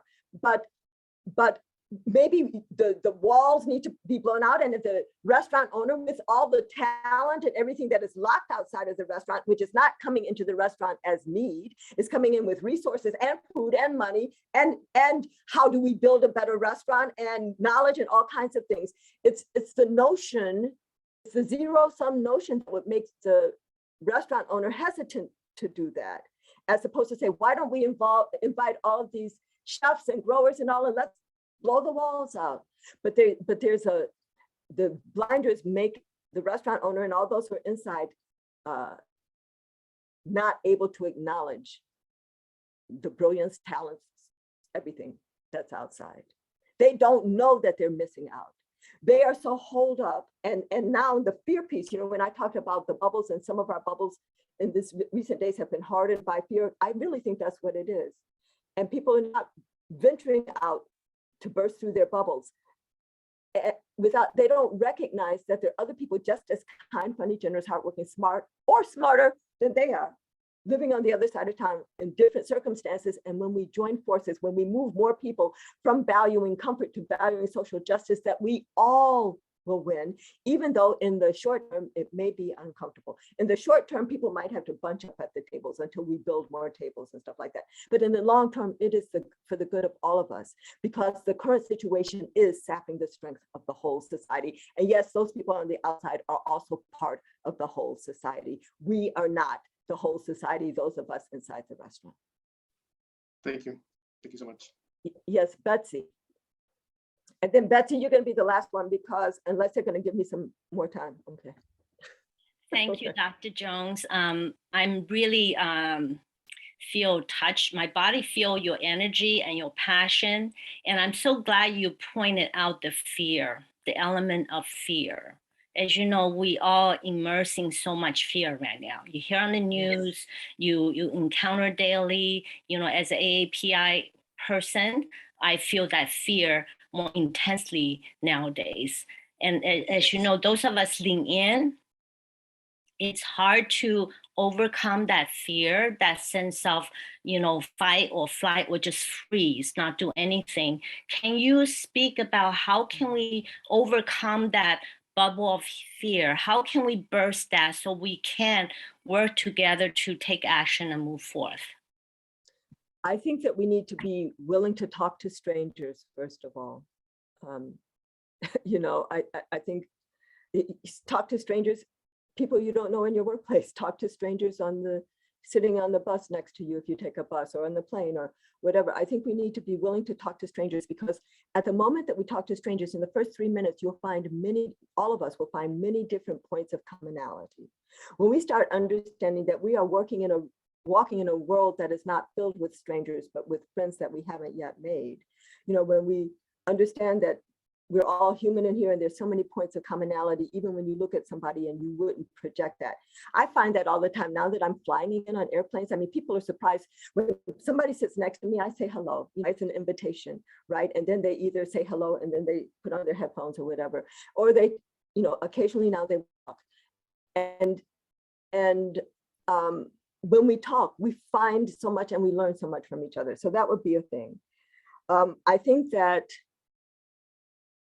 bursting through bubbles that some churches have done, you know, I encourage schools to do that. So let's say a 7th grade science class in, you know, a public school, a charter school, a private school, parochial school, all of them share it and they travel around, you know, the teachers develop curriculum together or whatever, and they see each other's resources that way. Or putting our trainees in community settings, not just to dash in and out of a clinic, but having them stay there and go to community meetings or eat dinner there or something like that. So but bubble bursting is the real strategy. Some people are starting to bubble burst through their families. So their children are marrying people who are not us, right? And so that is doing a gradual bubble bursting. But then that's part of the fear for white supremacists who feel that they're trying to be replaced, or, you know, the miscegenation and all like that. So for the ones who are really, really afraid, I guess I'm going to think on that. For the ones who are really, really afraid, I would wish what we need, there's so much miscommunication and mistrust. And if we would only, I have a neighbor like this. I've invited them to come for walks with me in the neighborhood. They don't have to come to my house. I don't have to come to their house. We don't have to pay each other for dinner. Just come for walks. And so maybe in the future, right? This is a hard nut to crack right next door to me. So for the ones who are really afraid, I don't know, but to be as inviting and to do your own reaching out as much as you can.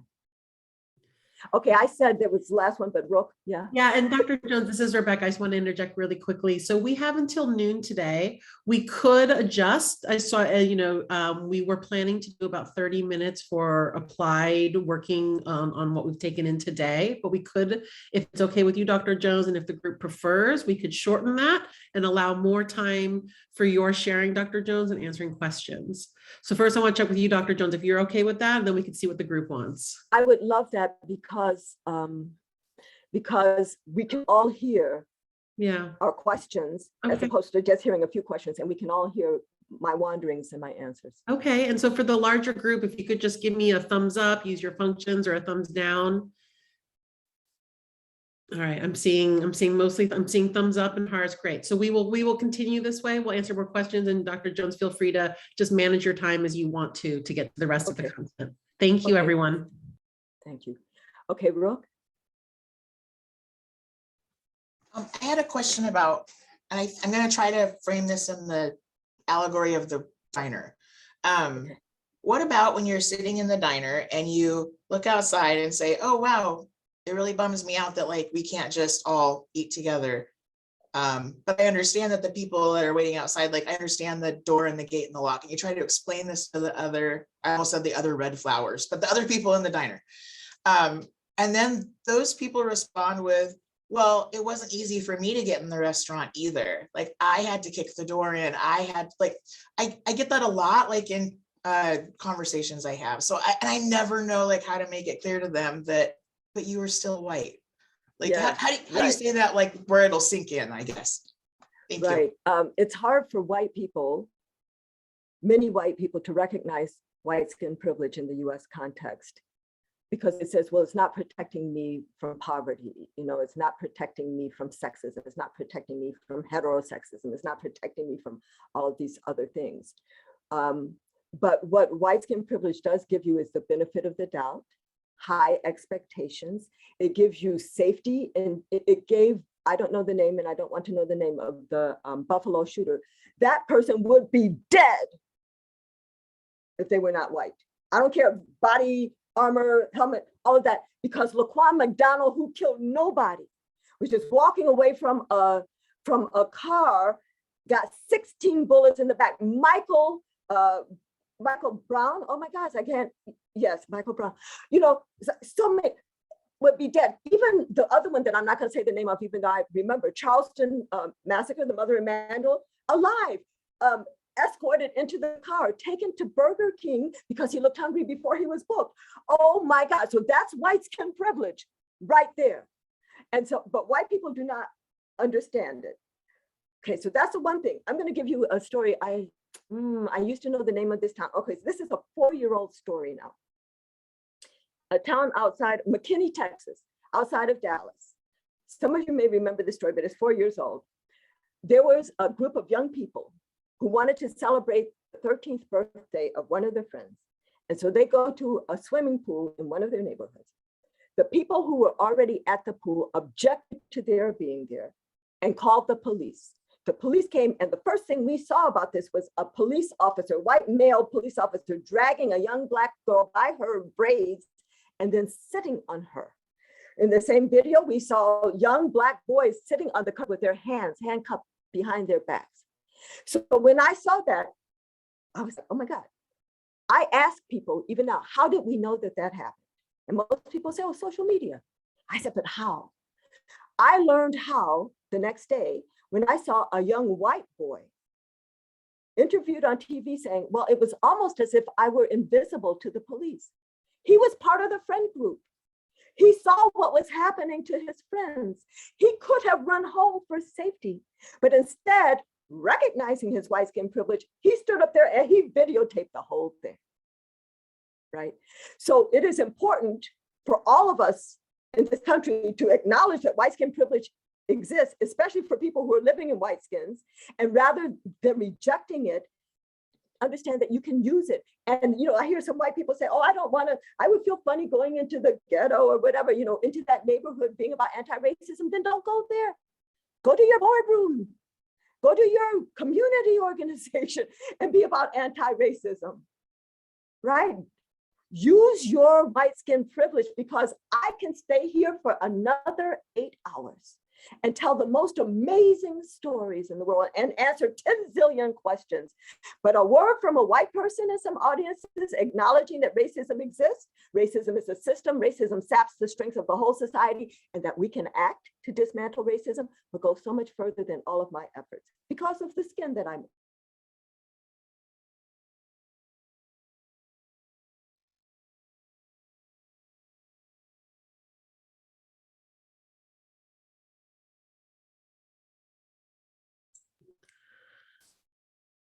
I think We've we got, might have. Oh, there we go. Dr. Jones. Okay, You're back. you're back. But we lost your sound. We can't hear you. Am I back? Oh, Yes. yeah, Was I gone for a while? just a second or two. Did you hear everything I said, you think?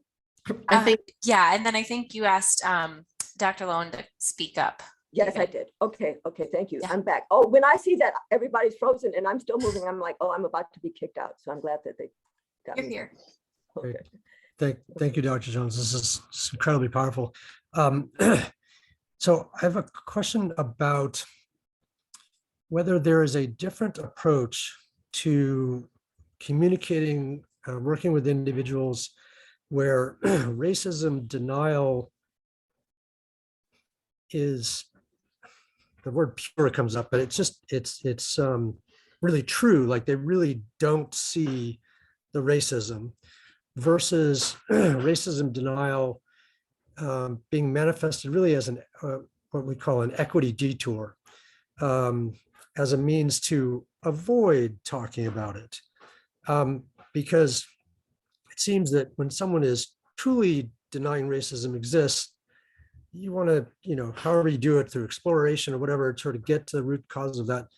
But if it's as an equity detour, it's meant to engage you and waste your time on something that the person already knows exists. And so I'm curious from your perspective, do you see there are different approaches to people of those different, manifestations? So I think you might have, as a white person, a better appreciation of that. I've never made that distinction before, because if somebody's denying racism, I take them at their word.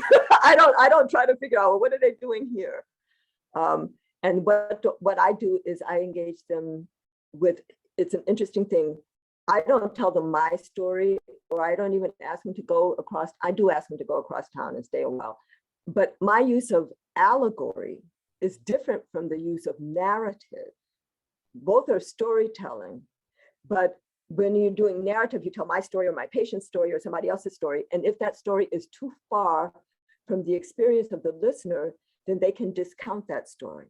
But when, through my use of allegory, I'm putting an image out there, often something I've seen with my own eyes. Now, more recently, I'm just developing images because I'm trying to teach, and I haven't seen the image yet. And so I'm trying to teach. But I put an image out there that we can all acknowledge has been seen or can be imagined.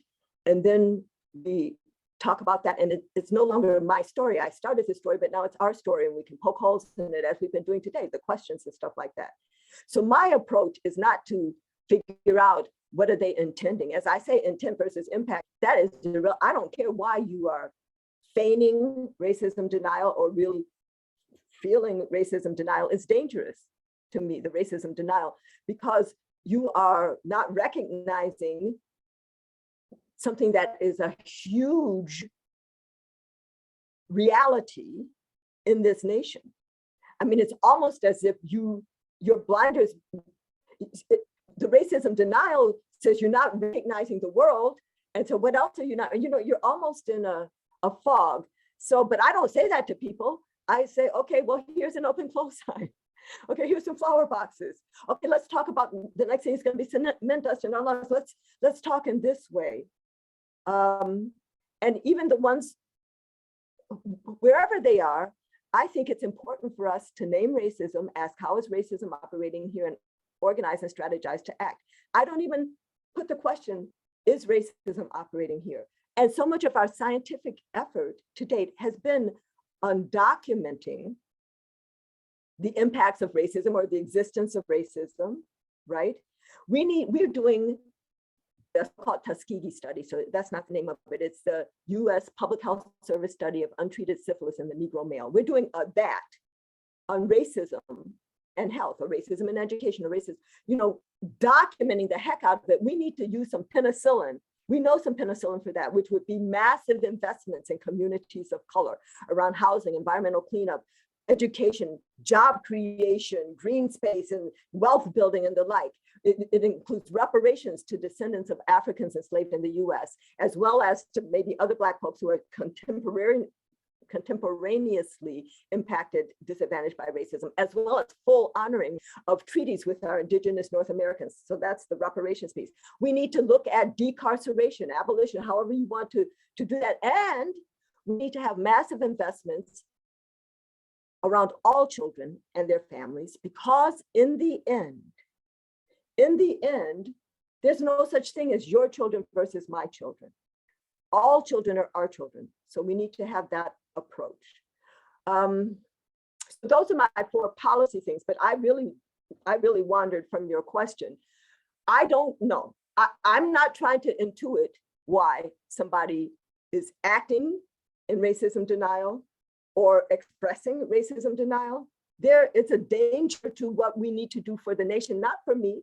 Your acknowledging racism exists is not generous or charitable for me. You're being a so-called ally, which is a little bit distant for me. That's a little loose of a relationship. Let's be a partner in this, because if you're an ally, then you have a 1 month vacation coming up. You might say, check you in a month, hope the struggle goes well. No, this is our struggle. So what we really need to do, the naming of racism and asking how is it operating here, not if it's operating here, and then organizing to act across all of us, is for the benefit of all of us, because racism is sapping the strength of the whole society.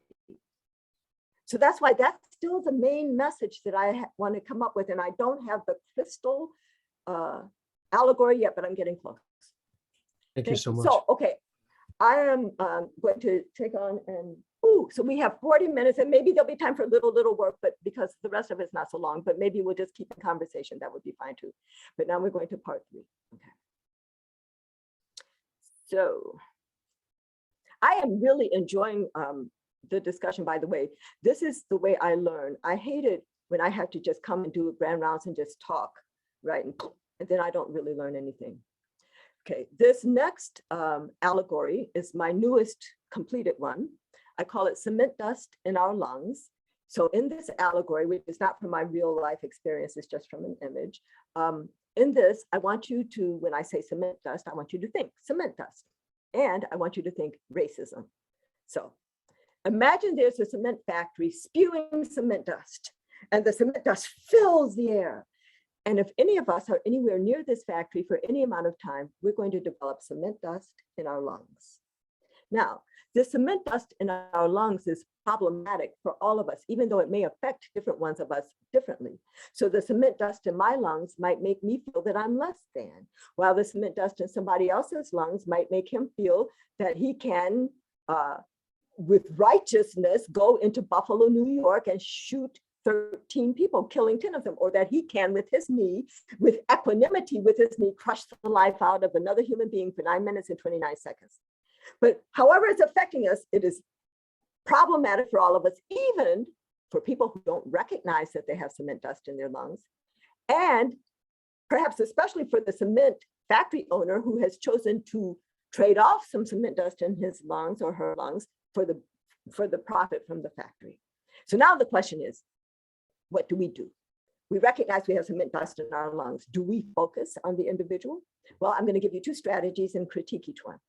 Maybe we have some kind of machine that screens people for how much cement dust they have in their lungs. And then when we find somebody with too much dust, an alarm goes off.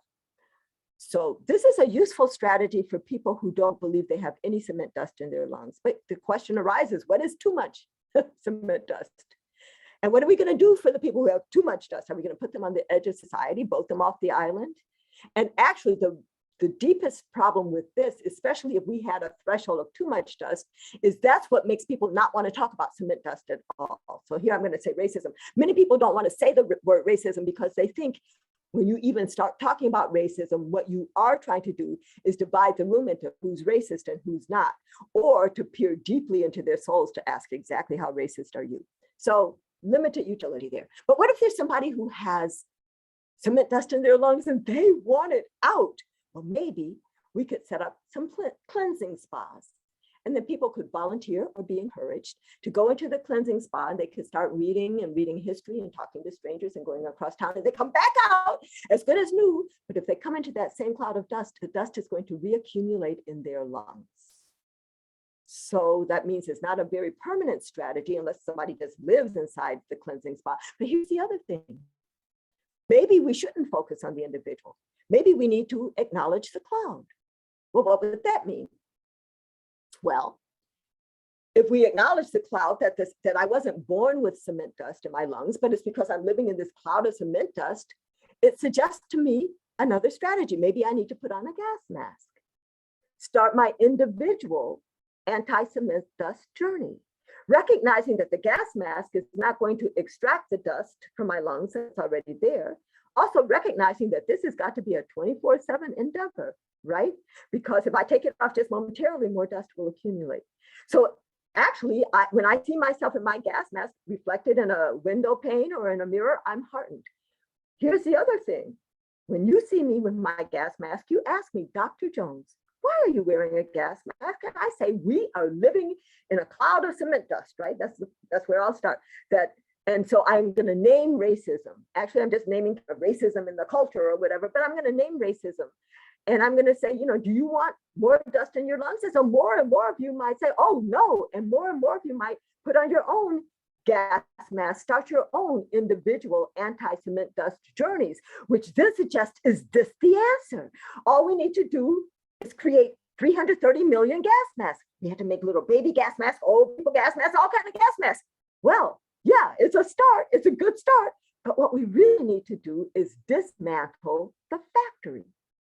which means that especially those of us who've already started our individual anti-cement dust journeys, who are wearing the gas mask, therefore can breathe more clearly and see more clearly, we need to move into action. We need to get near the factory, which has been obscured by all the dust that is thrown up so that some people don't even know that there's a factory inside there. And then we need to ask, how is this factory operating here? Looking at structures, policies, practices, norms, and values, and then organize and strategize to act to dismantle the factory and put in its place a system in which all people can know and develop to their full potentials. So this story is to help people understand that racism is a system. It manifests in the individual, right? And it manifests in the culture. But if we really want to set things right, even though we can address individuals and we can address the culture, if we really want to set things right, we must address racism at the systems level. Otherwise, our efforts will be incomplete. We could even get a big fan, a big blower, and try to blow all the dust away. But as long as the cement factory is continuing to spew cement dust, we will not be finished until we dismantle that factory and put something else in its place.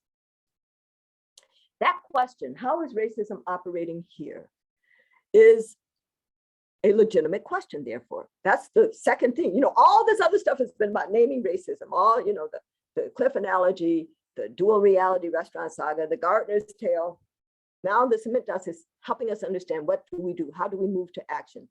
And the question, how is racism operating here, is a legitimate question, because racism is not just a cloud or a miasma that we can't get a handle on. It is a system with identifiable and addressable mechanisms, which are in our structures, policies, practices, norms, and values. And I may have just given you a headache. Structures, policies, practices, norms, values. It feels like a headache until we recognize that all of these are actually elements of decision-making, where structures are the who, what, when, and where of decision-making, especially who's at the table and who's not, what's on the agenda and what's not. And I am going to charge each of you all within the sound of my voice. Henceforth, whenever you find yourself at a decision-making table or set one, your first job is to look around and say, well, who is not here, who has an interest in this proceeding? And then your job is not just to represent their interests. Your job actually is to create space to find them a way to the table. And if structures are the who, what, when, and where of decision-making, policies are the written how of decision-making, practices and norms are both the unwritten how of decision-making, but in different timeframes. Practices are the way we do things now. Just watch, I'll show you how to do things, not written down, but norms are the deeply embedded how we've always done things and how we expect you to do things going forward. And values are the why.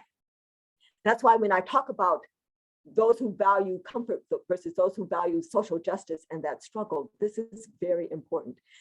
We need to take this question, how is racism operating here with us everywhere? How is racism operating in my child's daycare, in my workplace, in my community, with regard to police killings of unarmed Black and brown men and women, with regard to the disproportionate impact of COVID-19 on communities of color, and so forth and so on.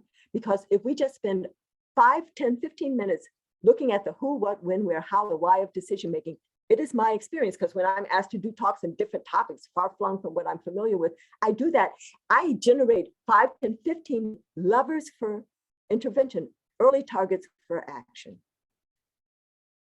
Anti-racism, the moving, so we name racism, ask how is racism operating here? Now we need to organize and strategize to act.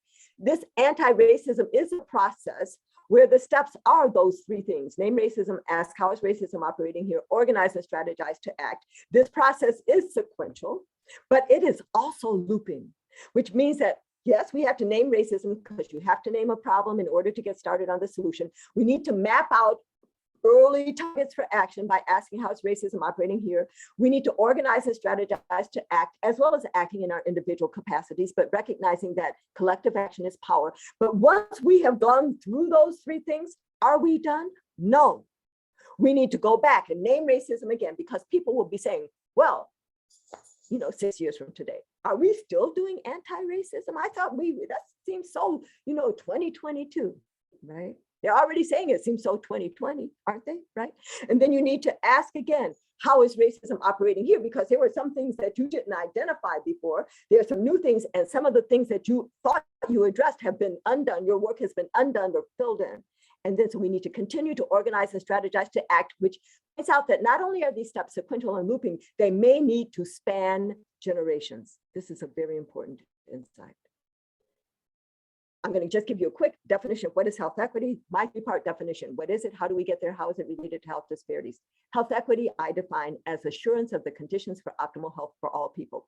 This is not the Healthy People 2030 definition, which was the Healthy People 2020 definition, which I helped write. It is not that our definition back then was that health equity is, health equity is attainment of the highest level of health for all people. I agree that that's our goal, but what troubled me about that definition soon after we got it cleared, but you know, once you get things cleared in government, you don't want to go back because then they might take the whole thing away, was that what if, yeah, attainment of the highest level of health for all people, what if we hit that last Sunday? Are we done? And it was so clear to me that health equity is not an outcome, it is a process. Which process? Assurance, which is actually one of the 3 core functions of public health identified by the Institute of Medicine, along with assessment and policy development. Assurance of what the conditions for optimal health, the social determinants of health, for whom? For all people. That's what makes it equity. How do we get there? Well, achieving health equity requires at least these 3 things: valuing all individuals and populations equally, recognizing and rectifying historical injustices, and providing resources according to need. And how is health equity related to health disparities? Health disparities will be eliminated when health equity is achieved. Health disparities are differences in outcomes, counting the different numbers of different colored bodies at the bottom of the cliff, counting and measuring the differences in the height and vigor of the pink and red flowers. Health equity, so that's health disparities. Health equity is all about the opportunity structures and all that came before. And if you are asking yourself, is my work about achieving health equity, you need to be doing at least these 3 things. I call these my 3 starting principles for achieving health equity. We could add 50 more right now in this group, but you have to at least be valuing all individuals and populations equally, recognizing and rectifying historical injustices, and especially providing resources according to need. How do I know if I'm valuing individuals and populations equally?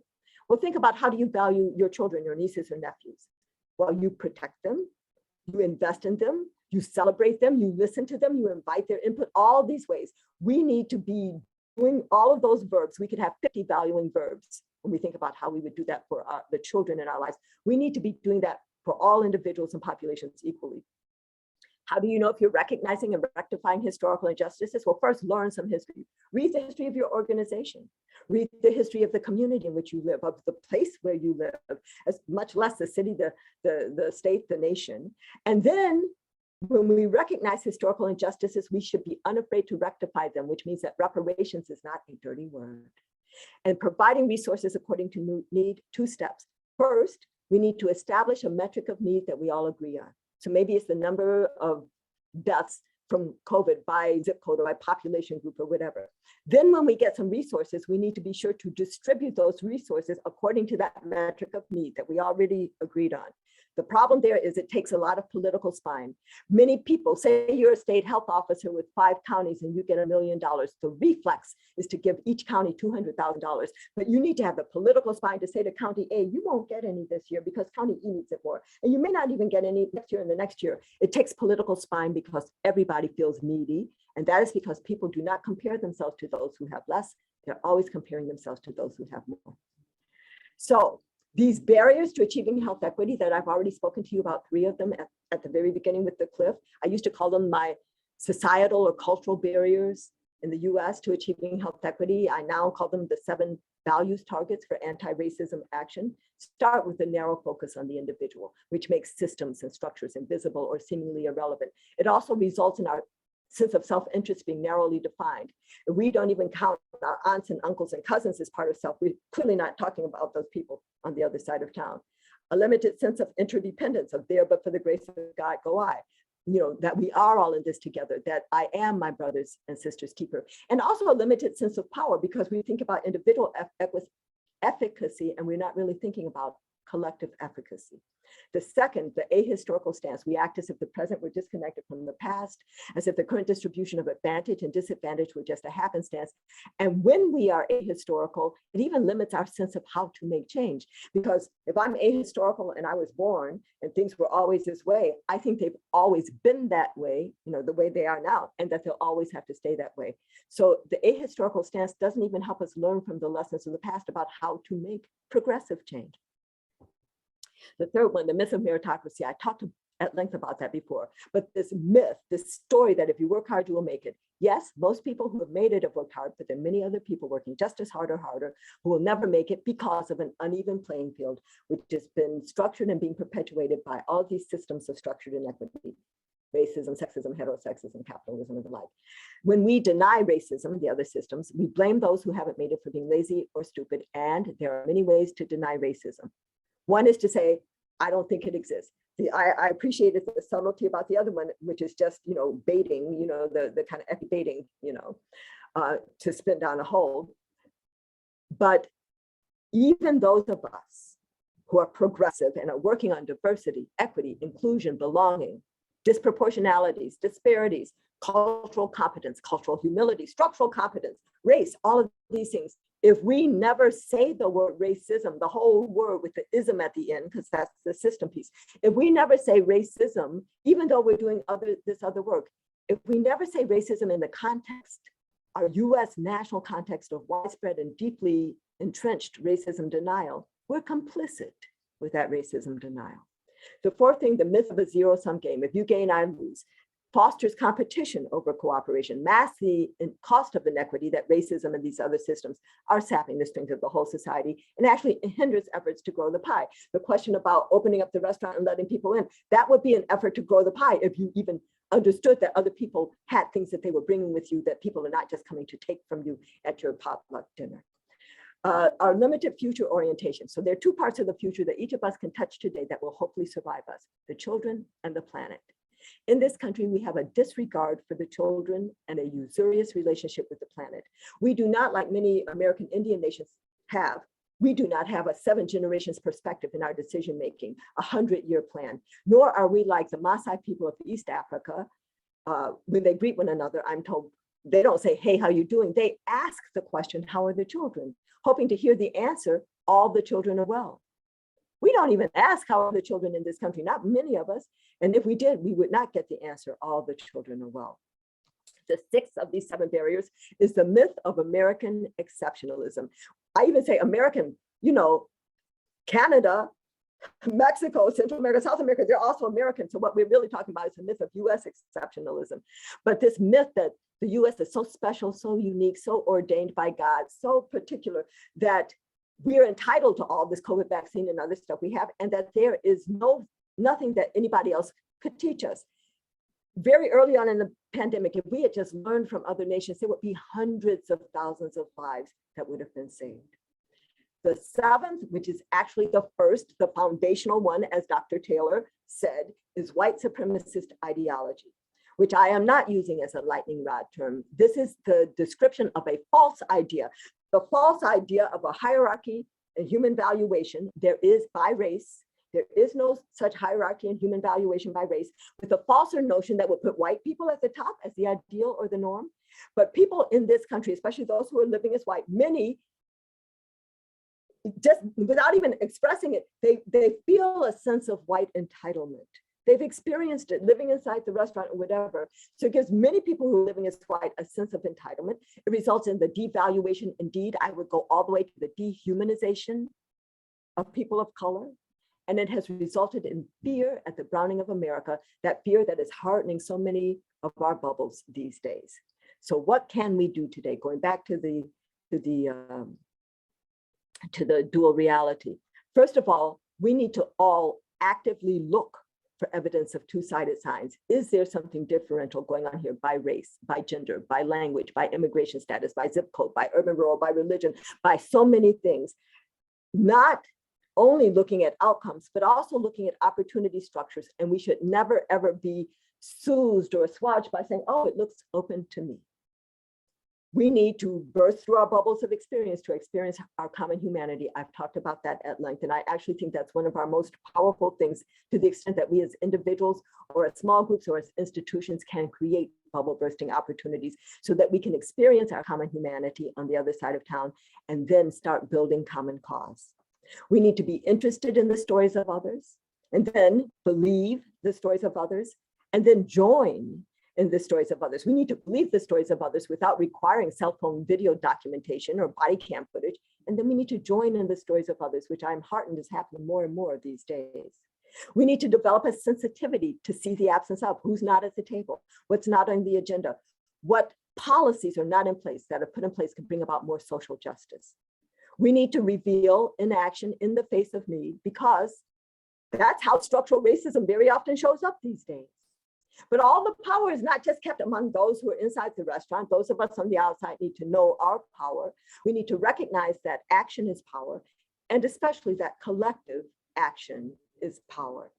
So that was the end of what I wanted to share.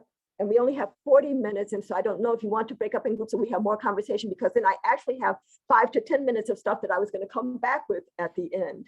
So I'm going to stop sharing the screen right now. If there are questions, or you all tell me what you guys want to do. Here's a process suggestion. I'll let the group tell us what they would like to do. The process suggestion is that we spend the next 9 minutes with question and discussion with Dr. Jones, and then we'll close with the call to action from Dr. Jones. We do have application materials that have been developed to take this content. I can show that briefly. I'll just do that right now, and we can send this afterwards. And this will be a way for you all to take in, and those of you who weren't able to stay for the whole time and get this recording, to take in this material, these lessons, this wisdom, and really think about how it applies to your organization and what steps you can take specifically within the next 2 weeks, what types of actions. So that's my proposal. Or we can quickly split up into 5-minute small groups, which might be a little hard to do. But I'm going to say, will people be able to see that slide that you have there? Let them go into small groups, okay? Okay. Oh, somebody else likes that. I don't know. I think small groups, I think you guys need to talk to each other. Okay. A little bit, and then maybe just give me 5 minutes to 5 minutes. Okay, great. So we'll go ahead and do that. And while the team is getting everybody set up for the small groups, we were going to have you take some individual reflection time. We don't have time for that, but you will get a link to a handout that has these questions. And so these are the things we want you to think about. And then when you go into your small groups, we want you to think about like what's resonating, and also what actions will you take in the next 2 weeks to name and address racism. Since we're just sort of on the fly, I just talk to each other. Take these questions, take what we've all been learning, talk with each other, and then we'll bring you back at about 11:52. And Marie is dropping in the link to the handout into the slides. We'll also, so go ahead and click on that link. But if you have trouble accessing the link, any of that, just go into your small groups and talk.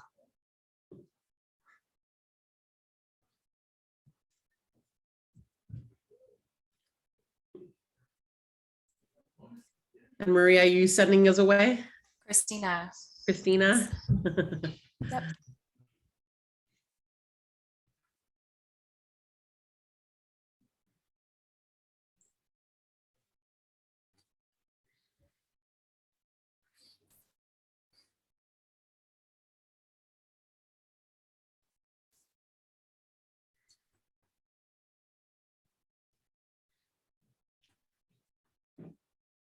Fantastic.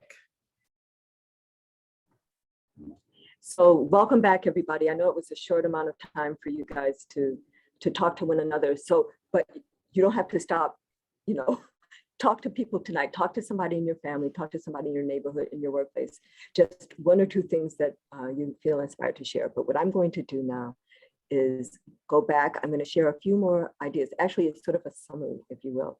It's my anti-racism primer, review by the numbers, where I'm going to review a lot of the things that I shared with you today. and maybe, you could take a screenshot or you'll have access to these slides.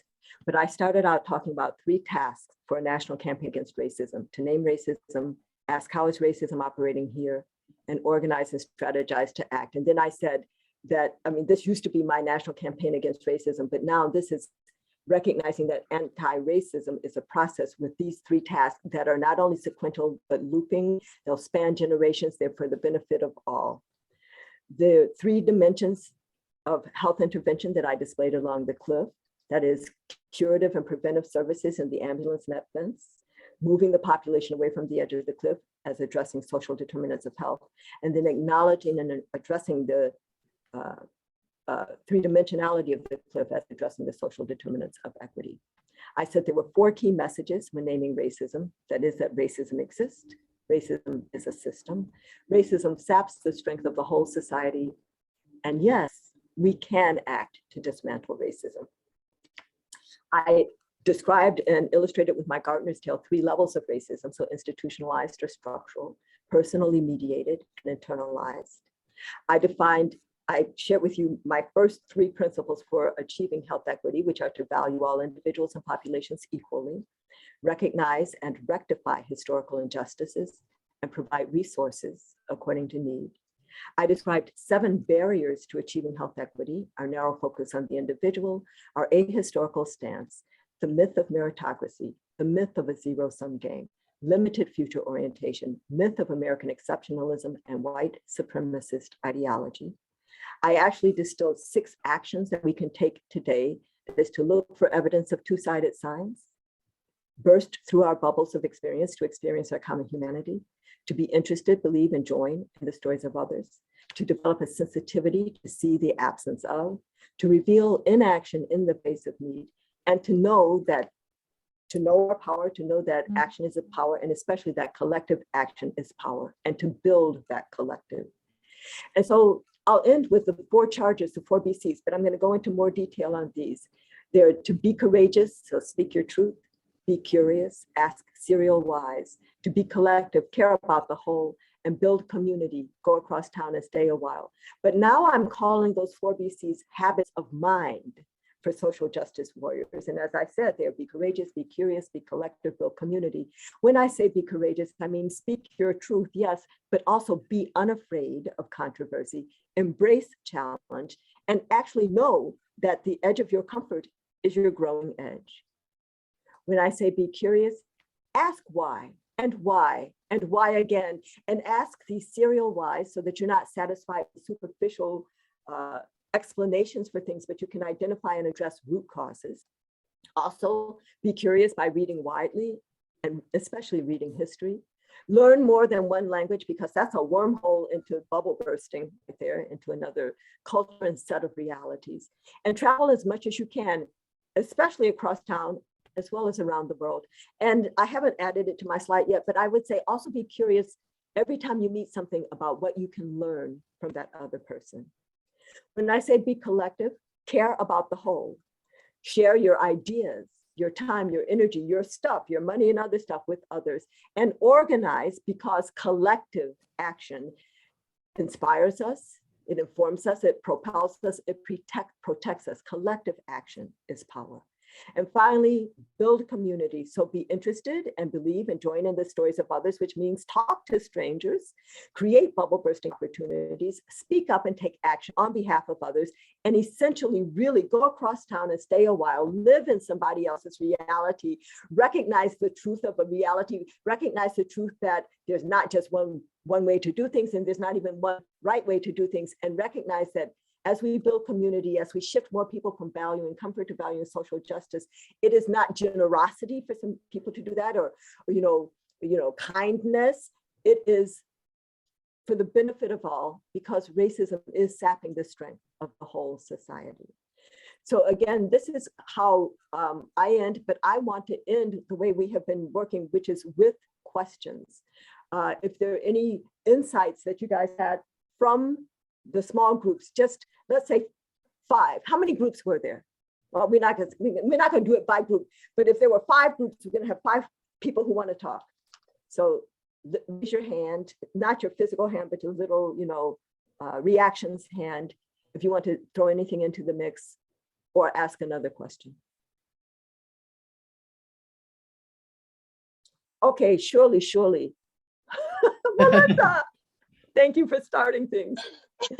Okay, realistically speaking, for institutions, especially in melting pot cities, I used to live in New York and I live in San Francisco now, and we have all these diverse communities. And you see within UCSF, our numbers are low, very, very low in certain areas. Realistically speaking, how long do you think the change it will take for us to get to a certain point where everyone has equity? I think it's going to be 2 generations more. So if you say generation is 25 years, if we start today, so I used to say we need to be willing to plant an acorn today so that our grandchildren can have shade, but we don't need to just plant the acorn. We need to tend to the acorn. We need to protect the acorn, nourish it and all. But if we do that, and then if we pass batons back to those behind us, I'm not a relay runner, or I wouldn't be passing the baton like this. I'd be passing like this. But anyway, but I think that each of us needs to actively mentor people who are younger than us and mentor people in other fields and sectors than us. And we need to be passing not just one baton, but barrels of batons. And anytime anybody gets a baton from us, or at least from me, I want them to fashion their own barrel of batons. And I think that's how we amplify that work. So I think if we're consistent and if we understand that little 3 to 5 year interventions that politicians like to make or that funders like to fund because they want to get credit for that, if we understand that really what we're trying to do is to intervene on opportunity structures and to monitor the changes in opportunity structures, and then we'll see the biggest change in 1 or 2 generations. And there I'll use my Gardener's Tale image. So you have a pink seed, strong pink seed, but a pink seed that grew up in poor rocky soil. Now we decide we're going to enrich that poor rocky soil until it's as rich as the rich fertile soil. And that pink seed that's already sprouted may grow up another 1/4 inch. But it's not until it drops its seed into that rich fertile soil that in that next generation we'll see the fullness of that intervention on the opportunity. It might take 2 generations, but we have to have an intergenerational view on this. And so I'm going to say 50 years. Oh, wow. So we all have to do the work. We have to do the work now. And if we are about the work now, then maybe in 50 years, our grandchildren will be, it's not impossible. So, and I understand, so I am not a student of critical race theory, and I love critical race theory and my colleagues who have helped develop it and like that, but I was too old to learn that at that time. So, but I understand that a lot of the things that I say, even in my 4 key messages, are consistent with what they say in critical race theory, except the 4th one. I understand, so racism exists, racism is a system, racism saps the strength of the whole society through the waste of human resources and other ways. I think those are key, but that we can act to dismantle racism. I understand that actually some of the earliest writings, at least of critical race theory, are more pessimistic on that. I am not pessimistic because our children are born pure into cement dust. I think, and I have asked, and Manisha, I'm coming to you, but I have asked in Zoom settings, I made a Zoom poll, I didn't this time, but if you only could choose one thing to do first, address opportunity structures or address value assignments, which would you do first? And whenever I do that as a Zoom poll, sometimes it's like 50-50 or maybe 60-40 or maybe 40-60, right? So, and people have said that's a false thing, which it is, but I just want to hear what people thought. And then people say, well, you can do different things in different settings. When you're at your board table, then you address opportunity structures. When you're at your Thanksgiving table with your family, you address value assignments, all that. But my answer, which is not the right answer, because there is no one right answer, it's just a right answer for each of us. I would spend most of my time and effort addressing opportunity structures, because the warped, horrible, constraining, strangling opportunity, lack of opportunity that is suppressing so much of our genius, not only suppresses individuals at this time, but it is also how racism saps the strength of the whole society. But I would reserve 10% to doing what I describe as, well, to addressing values. I might agree that I'm going to let some people age out. I'm not going to try to convince everybody, But I do want to interrupt the intergenerational transmission of racism denial. Mm, And I want to do that with my allegories as a series of separate children's books to equip parents, white parents especially, who don't know how to talk to their children about racism because their parents never talked to them about it. And they actually grew up thinking, well, racism can't be such a big deal, or my parents would have talked to me about it, right? So we're gonna bypass that, right? And to equip librarians and school teachers and the like, and all of us as adults, because children's books are really good for adults too. So that's what I want to do. So 90% on the opportunity structures, the reparations, the decarceration, massive investments in communities of color, massive investments around our children, but some energy about interrupting the intergenerational transmission of racism denial. Dr. Manisha Sharma. I love it. Welcome. I just wanted to say, so you're asking about what we had in our group, and yes, a statement was made that it feels daunting and overwhelming. And I just want to reiterate and re-emphasize that critical mass and collective action takes everyone showing up and not turning a cheek. And so I just want to say thank you, my dear Dr. Camara Phyllis Jones, for always, always being the fire you are. But I just want to encourage folks that this isn't the time to turn our cheeks. This isn't the time to question what I can do. This is a time to just show up, and just show up in any facet you can. I always use the gym analogy, and I just put it here, is that we take time, for those of us who want to think about going to the gym, and we build it into our day. I don't care how much you build, whether it's 2 minutes or 3 hours or 20 hours, just show up. It takes all of us to create that critical mass and to have that positive disruption, especially in the intergenerational components of racism. So I thank you again, Dr. Camara Phyllis Jones. Oh, thank you, Manisha. Thank you so much for that. Wow. Wow, wow, wow. Thank you so much, Dr. Jones. This was absolutely incredible. Please, everyone, join me in thanking Dr. Jones. And I always wish we could hear just so much applause over Zoom, but thank you so much. We will follow up with resources, the recording, some resources to support your work. If you're interested in learning more about Healthforce Center and our work, you can check us out at our website. Just thank you all for being here and being part of this conversation. And I look forward to seeing the actions that come out of today. Thank you, everyone.